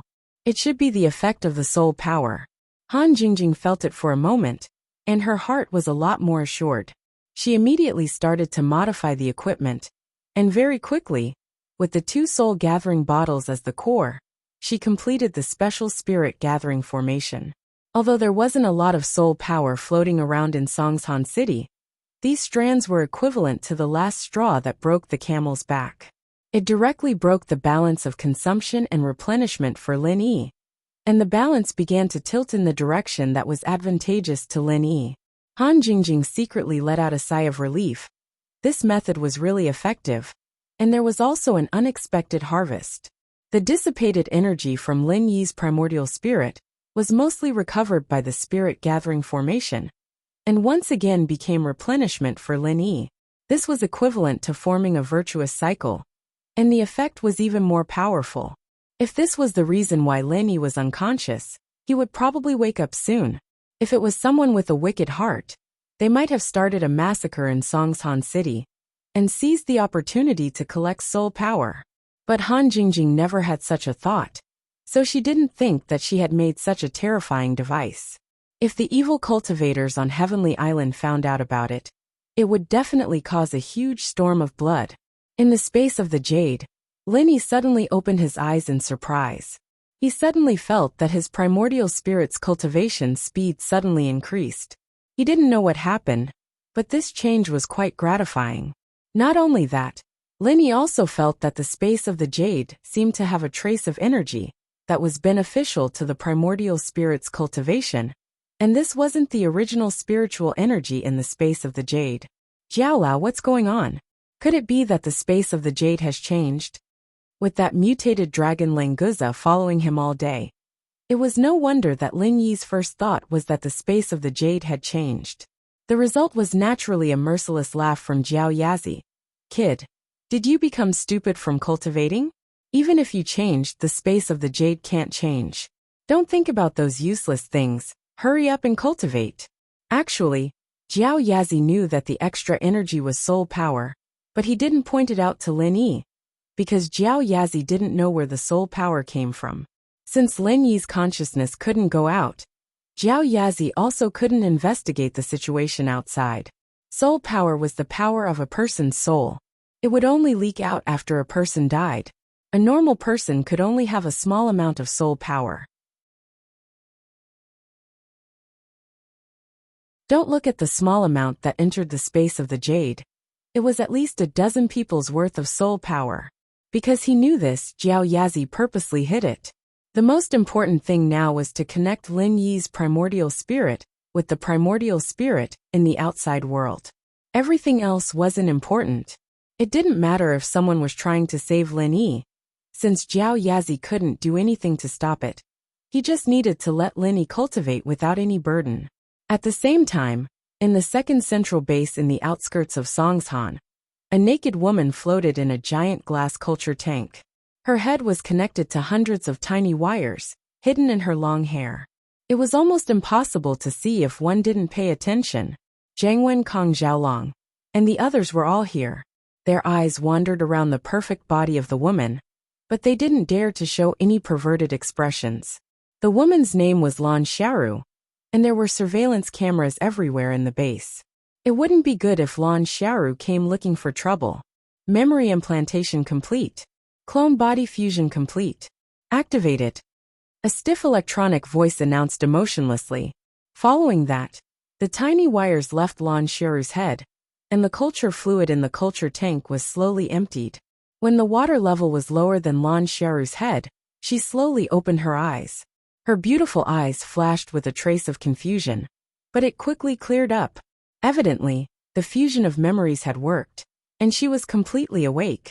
As the water level dropped, Lan Xiaoru's body slowly stabilized on the ground.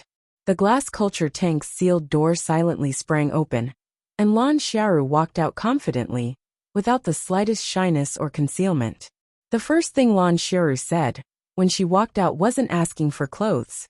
She asked coldly, "Is Lin Yi dead?" Zhang Wen waved his hand, and the two girls on the side immediately put the clothes on Lan Xiaoru. Zhang Wen bowed and said respectfully, "Respected Miss Lan, congratulations on your new life. I'm just a clone. What new life can I have? Are you cursing my original body to die?" Lan Xiaoru glanced at Zhang Wen coldly and humphed, "Is Lin Yi dead or not?" Zhang Wen didn't expect his flattery to backfire, but he didn't dare to show any dissatisfaction. Lan Xiaoru was a clone, and her identity was far superior to his, the person in charge of Base 2. He could only continue smiling. "Miss Lan is immortal, my bad. Lin Yi hasn't appeared since the explosion, but Cheng Yi is still holding a concert. I don't think he'll die that easily." Lan Xiaoru looked at the clothes she was wearing. She seemed to be satisfied with Zhang Wen's preparation, but she didn't like his report. "It's been so many days. Don't you know how to investigate? What estimate? If Cheng Yi is in the mood to hold a concert, then Lin Yi will be fine. Go find out where he is now."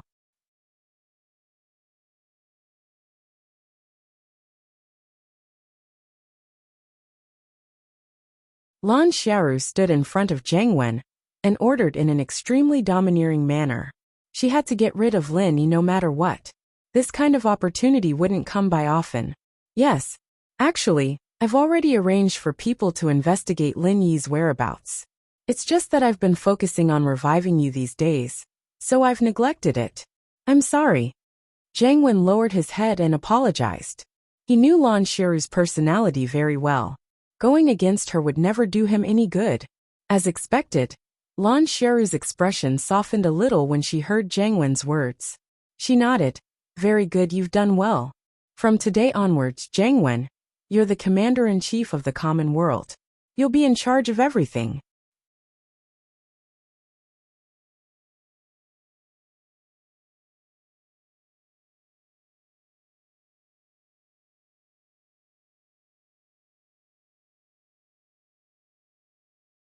Chapter 57-52. Lan Xiaoru waved her hand and said, I'll leave the matters of the secular world to you. My position is the chief scientific advisor. In the future, I will focus on improving the technological strength of the center of the secular world, so I don't have time to pay attention to these matters.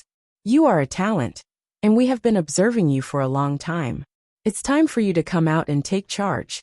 Naturally, Jiang Wen thanked Lin Yi again and again with a face full of gratitude, but the two of them knew very well that this decision was made because the center's power in the common world had suffered quite a bit from Lin Yi's repeated attacks. There really wasn't anyone other than Jiang Wen who had the qualifications and experience to be the commander of the common world. Lan Xiaoru finished with Jiang Wen and turned to look at Zhao Long. The glasses doctor was killed by that traitor Dafeng, and he didn't leave a DNA sample, so there's no way to clone him. But the glasses doctor is a precious talent of the center, and there's a backup of his memories. I need to raise a young scientist to inherit the doctor's memories. Do you have any suggestions, head commanderin? Xiaolong's heart pounded furiously. Lan Xiaoru was talking to Jiang Wen, but her eyes were on Xiaolong. This wasn't even a hint. It was a blatant statement. He wouldn't be Xiaolong if he didn't get it. Xiaolong had already analyzed the pros and cons of this in a split second. Inheriting the glasses professor's memories would very likely cause him to lose his personality. But if that were the case, Lan Xiaoru wouldn't need to choose Xiaolong at all. She could have just picked a random young man.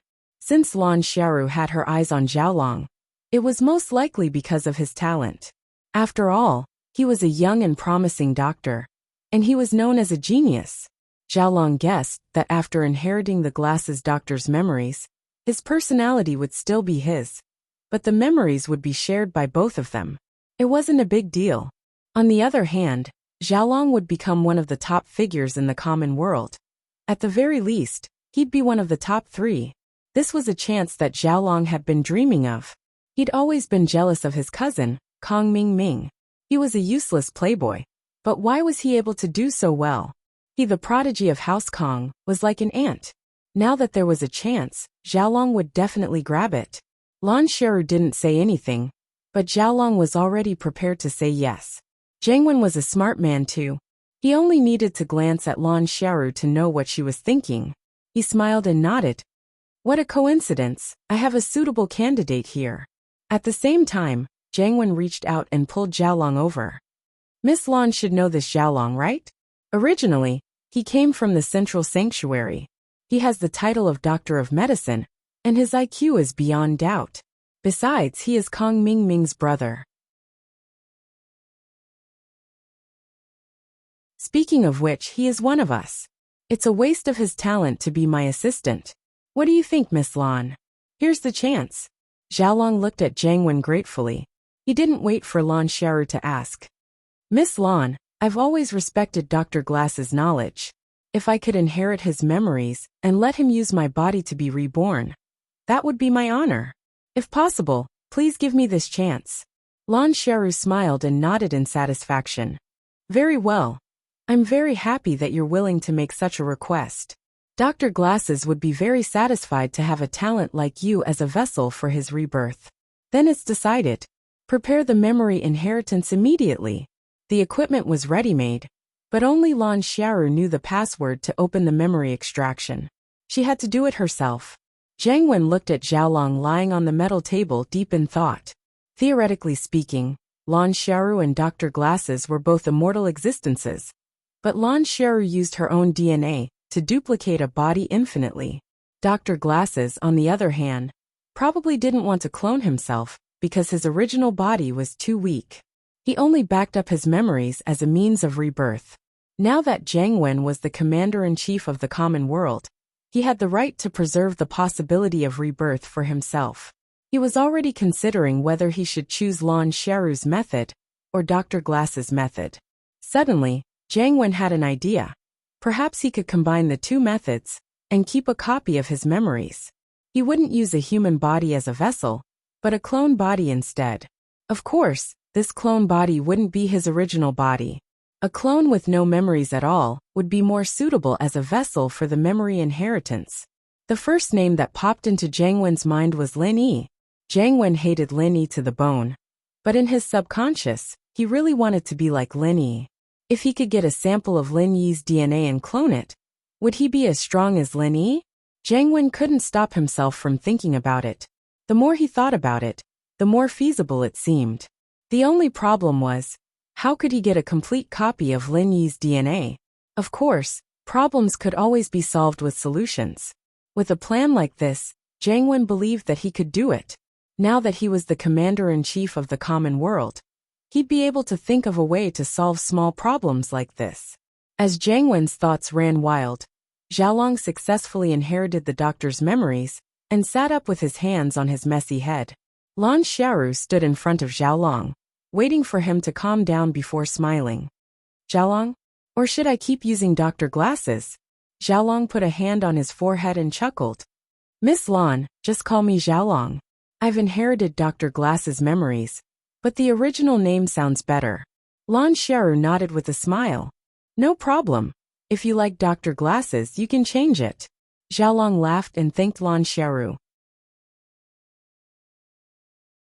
He stood up and waved at Xue Jianfeng, who was sitting in the corner watching coldly. Xue Jianfeng, how's the fusion? Come here and give me a check.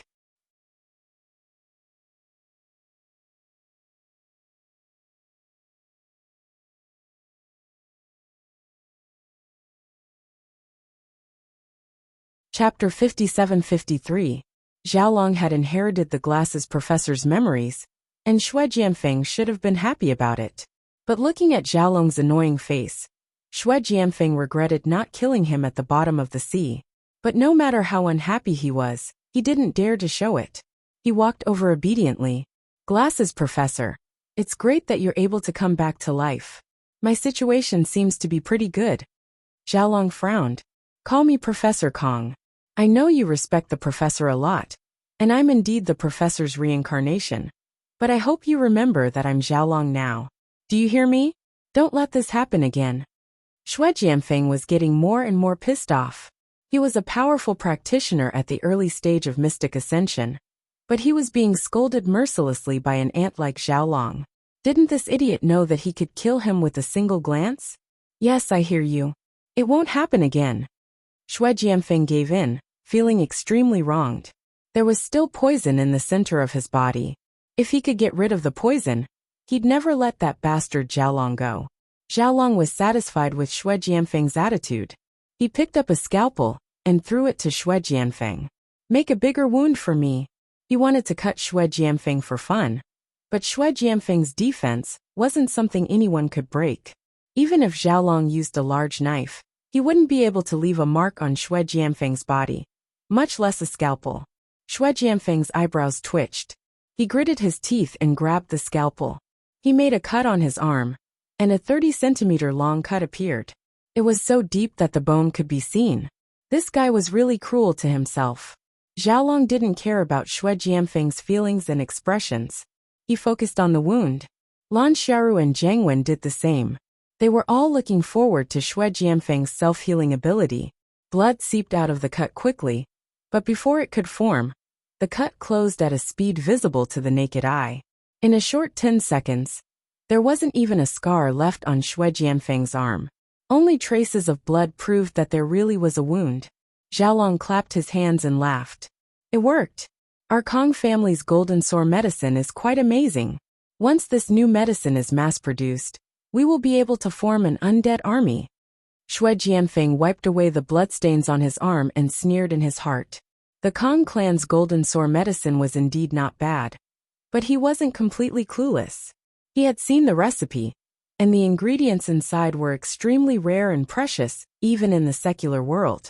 It was impossible to concoct such a medicine in large quantities.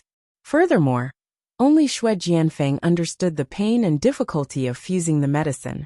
Even with his early-stage profound ascension physique, he almost couldn't endure it. Build an undead army? Let's find someone who can withstand the potion's power without dying first. Due to his displeasure towards Xiaolong and Zhang Wen, Xue Jianfeng didn't voice out his thoughts. He maintained his silence. His goal now was to increase his strength and find a chance to get rid of the poison in his body. Then he would be truly free. Let's talk about the army later. Let's discuss the plan to deal with Lin Yi first. If Xue Jianfeng could finish the fusion earlier, perhaps the sacred base wouldn't have been destroyed. But it doesn't matter, it's just a base. As long as we can kill Lin Yi's Yuan Shun, everything will be worth it. Lan Xiaoru couldn't forget about killing Lin Yi. After seeing Xue Jianfeng's performance, she immediately made arrangements to deal with Lin Yi. Zhang Wen quickly found someone to ask about the results of the investigation. Fortunately, there was the latest feedback. As the chief commander, he didn't seem so useless. Miss Lan, Lin Yi still hasn't appeared. But our people said that there are many people gathered in Lin Yi's villa in Songshan. Perhaps Lin Yi is hiding there to heal. Why don't we just kill them all? Even if Lin Yi isn't here, killing a few of his lackeys would be good too. Zhang Wen suggested passionately. In fact, he wanted to take advantage of the fact that a master like Xue Jianfeng was here to snatch the unconscious Meng Yao. Normally, Zhang Wen wouldn't dare to do this. The lackeys under Lin Yi were very strong. They weren't people he could mess with. But now it was different. He didn't use the power he had. Lan Xiaoru sighed. Lin Yi hasn't appeared yet. It's very likely that he went back to Sky-class Island. After all, he's just a primordial spirit. If he's injured too heavily, he'll just disintegrate and return. It seems that I'll have to contact the main body on Heaven Island to confirm. Chief Commander, and have someone continue to monitor the villa from the outside, and then install some monitoring equipment in the surroundings. Keep me updated. Yes, Miss Lan. I'll give the order right away. Zhang Wen didn't say anything else. He immediately went to inform his men. Lan Xiaoru also sent a letter to Sky-class Island to ask about Lin Yi through the special channel of the center. One day later, Sky-class Island replied. They said that after investigation, Lin Yi's main body was still unconscious. This meant that Lin Yi's Yuan Shun hadn't returned. It was still in the common world. It might be because it was injured too badly. After getting the letter, Lan Xiaoru slammed the table excitedly. This is a chance. This is a once-in-a-lifetime opportunity. We must seize it. Chief Commander, and immediately let your men connect the signal of the surveillance equipment here. We need to carefully observe the situation in this villa. We must make sure that Lin Yi is inside and kill him in one blow. For Lan Xiaoru, Lin Yi was the only one she needed to pay attention to. As for his men and women, they weren't important at all. Before Lin Yi died, she wouldn't touch those people easily. Once Lin Yi died, it would be easy to deal with them. So now Lan Xiaoru must make sure that Lin Yi was in the villa. Then, she would launch a thunderous strike and kill Lin Yi completely. Xue Jianfeng sat on the sofa indifferently, as if nothing had anything to do with him. In fact, if they wanted to investigate the villa, it was a very good plan to let Xue Jianfeng sneak in. However, Lan Xiaoru didn't want to alert the enemy, so she didn't use it. Xue Jianfeng also wouldn't take the initiative to bring it up, although he and the guys in the center had the same position on killing Lin Yi.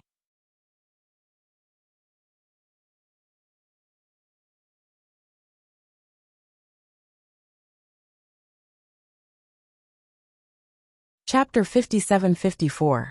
Lan Xiaoru looked at the small image on the huge display screen, and her hands jumped quickly on the control keyboard. In addition to the normal video surveillance, There were also high-tech surveillance methods, such as thermal imaging, infrared imaging, and so on. They could see every corner of the entire villa clearly. It was a pity that Lin Yi was a spirit body, and these surveillance methods could not find his exact location, so they could not be sure if Lin Yi was really in the villa. Because of this, Lan Xiaoru did not dare to act rashly for a while, for fear that she could not hit the target and give Lin Yi a chance to catch his breath.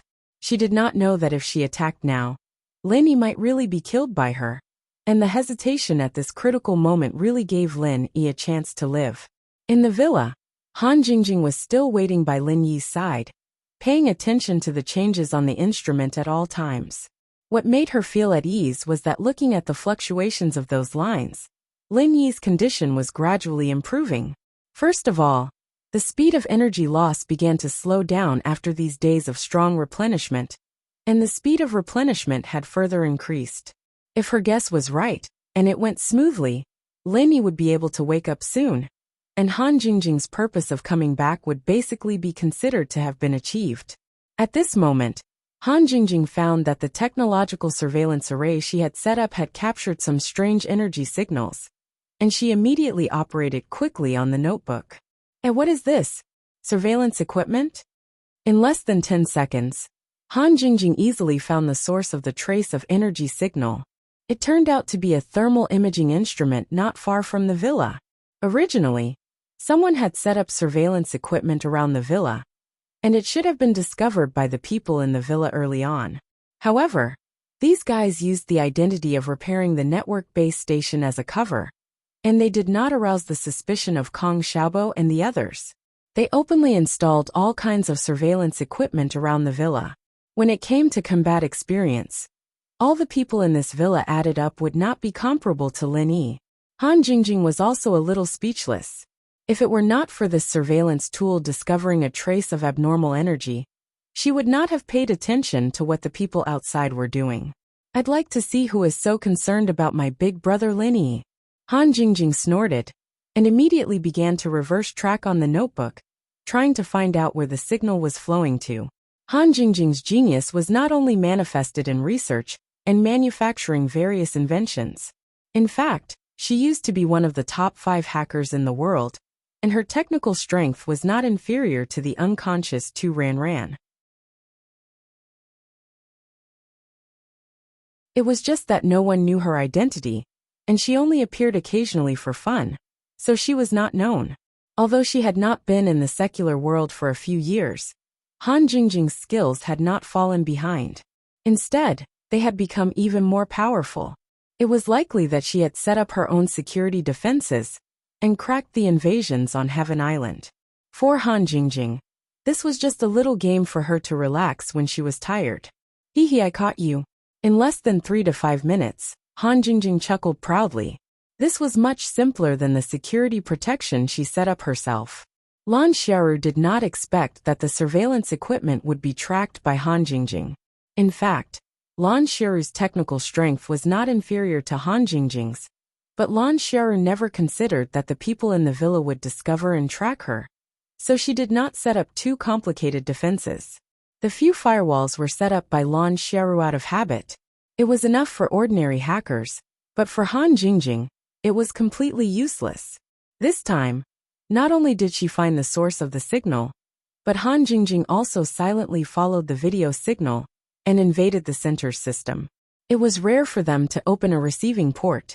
If Han Jingjing did not make good use of it, it would be a waste of their hospitality. Center. I knew it. Let's see where you can run now. The screen in front of Han Jingjing was densely packed with confidential information from the center's central computer. Even Han Jingjing's beautiful big eyes showed a fanatical look. The hard disk space is not enough. Damn it.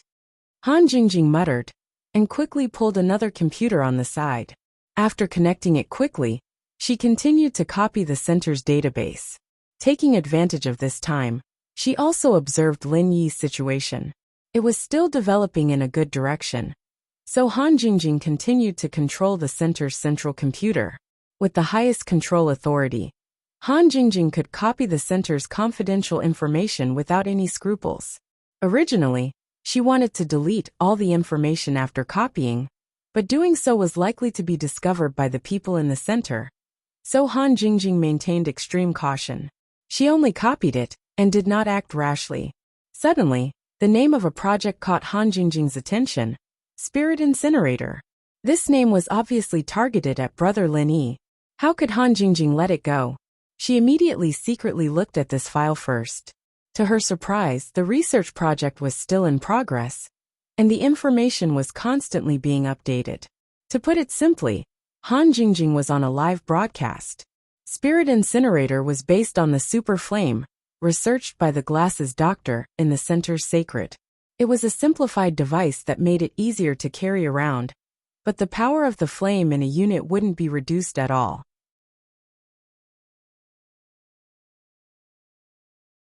The Glasses Doctor's memory had been passed on to Xiaolong, so this project was now under Xiaolong's management. Lan Xiaoru also helped solve some of the problems, which made the research progress quite fast. Han Jingjing was secretly shocked as she watched. Sure enough, she wasn't the only genius in this world.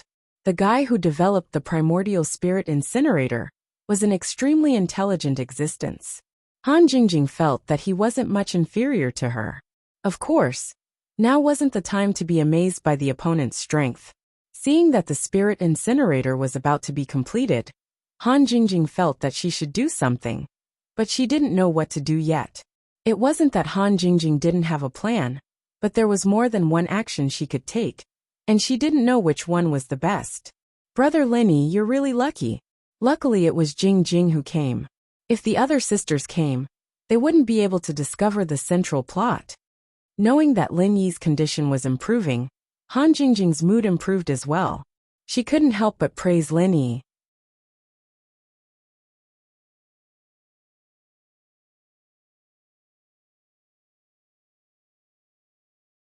Chapter 57-55. As she spoke, Han Jingjing got busy again. She gathered the scattered parts and started making something. In the second base, Xiaolong and Lan Xiaoru finally completed the simplified version of the super flame, the spirit burner. Now was the time to use it to kill Lin Yi. Xue Jianfeng, install the spirit burner on the flying saucer and go to the villa to kill Lin Yi, Xiaolong said to Xue Jianfeng proudly, as he pointed at the spirit burner he had just made. Xue Jianfeng turned to Lan Xiaoru and asked, Miss Lan, have you confirmed that Lin Yi is in the villa? Also, is this thing really effective? If something goes wrong, should I just kill Lin Yi and be done with it? Lan Xiaoru looked at Xue Jianfeng with approval. Not bad, your question is very good. Our first goal is to kill Lin Yi no matter what. If the spirit burner doesn't work, then we'll have to rely on you to kill Lin Yi's spirit. Remember, don't fail. After a slight pause, Lan Xiaoru continued. As for whether or not Lin Yi is in the villa, I'm not sure yet, but I'm guessing that there's a 90% chance that he is. Just do whatever you want. Xue Jianfeng nodded. I understand. I'll go prepare now. Xiaolong wasn't happy that Xue Jianfeng ignored him. He humphed. Forget it, I'll go with you. I'm the one who made this spirit burner after all. If anything goes wrong, I'll be able to take care of it. That's good. I'll be more at ease with Professor Kong. Lan Xiaoru nodded. She didn't object to Xiaolong's suggestion. Xue Jianfeng was annoyed. She didn't even trust him for something like this. This Xiaolong was too much. Did he think that just because he inherited Professor Glass's memories, he really became Professor Glasses? However, Xue Jianfeng also knew that he was the one who had the least right to speak, so he didn't say much. He picked up the small cannon-shaped spirit incinerator and turned to leave the room. Xiaolong called out to Lan Xiaoru and Zhang Wen before following them out. He didn't pay much attention to Xue Jianfeng's feelings. He only wanted to go along because of his hatred for Lin Yi. There weren't many chances to kill Lin Yi with his own hands, so Xiaolong wouldn't miss it. The sky was already dark by the time everything was ready. The flying saucer carried Xue Jianfeng and Xiaolong, activating the cloaking device and leaving Songshan's outskirts, flying towards Lin Yi's villa. It wasn't even a minute before it reached Lin Yi's villa. It was a city area, after all, and the speed of the flying saucer was incredibly fast. Xue Jianfeng's divine sense swept over first. This distance wasn't a problem at all. As long as there wasn't any divine sense shielding device, he could see everything in the villa clearly. It was much better than the surveillance devices outside. Linny really is heavily injured. He's lying unconscious in the room on the second floor, Xue Jianfeng said, pleasantly surprised. If he knew it would be so easy, why would he need those surveillance devices? He could have just asked him to take a look around here. However, Xue Jianfeng's divine sense was noticed by Languza. Languza was much stronger than Xue Jianfeng, and so was his divine sense. Xue Jianfeng's scan was immediately noticed by Languza, and he followed up with a scan. Xue Jianfeng's body shook, and he mumbled, "I forgot about this guy. Even if Lin Yi's injuries aren't light, this guy isn't easy to deal with." Zhao Long, on the other hand, didn't notice Xue Jianfeng's mumbling. When he heard that Lin Yi was on the second floor of the villa, he laughed evilly. "Ha ha ha. The heavens are on my side. That bastard Lin Yi finally has his day. Watch how this young master's primordial spirit incinerator turns him into ashes." Xue Jianfeng wanted to say that there was a mystic late-stage master who had his eyes on them, but when he thought that Lin Yi was about to die, he didn't say it out loud. More importantly, Xue Jianfeng thought that even if he couldn't win against Languza, it wouldn't be a problem. After merging with the new recovery potion, his body was almost immortal. Languza was strong, but he might not be able to do anything to Xue Jianfeng. If he could use this chance to kill Zhaolong, it would be perfect. Firing the spirit incinerator not only gave him a chance to kill Lin Yi, but it also gave him a chance to kill Zhaolong. This was killing two birds with one stone. Xue Jianfeng wanted to laugh out loud at the thought of it. He should give himself a thumbs up for being so smart. These thoughts flashed through his mind in an instant. Zhaolong didn't know that Xue Jianfeng was planning to get rid of him with a borrowed knife. He was still laughing proudly as he activated the soul burner, aiming for the villa below. A blazing white super flame suddenly descended from the sky. It was as if a small sun had lit up in the night sky, illuminating the entire villa area. "Die! Die! Die, all of you!" Zhaolong laughed crazily as he pushed the burner's power to the maximum. The white super flame brought with it waves of heat, engulfing the entire villa. Zhang Wen, who was far away in the second base, changed his expression. "What's wrong with Zhaolong? Didn't we agree to only kill Lin Yi's soul? Does he intend to kill everyone in this villa with this level of intensity?" The super flame did damage to the soul without a doubt. It was obvious from Lin Yi's current situation. But in fact, the super flame didn't only work on the soul. It would burn everything else as well. Judging from the range of the super flames that Zhaolong had unleashed, the entire villa would be completely destroyed in 1 or 2 seconds. Everyone inside, including Languza, would probably be burned to ashes. Zhang Wen didn't care about the others, but Meng Yao was in deep slumber as well. This bastard Zhaolong was going to kill Yao Yao as well.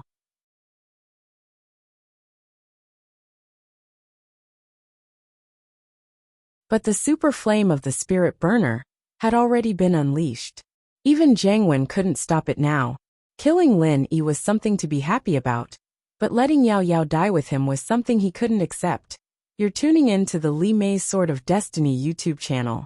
We're so grateful for your support, and don't forget to subscribe to join us on this incredible journey through captivating stories.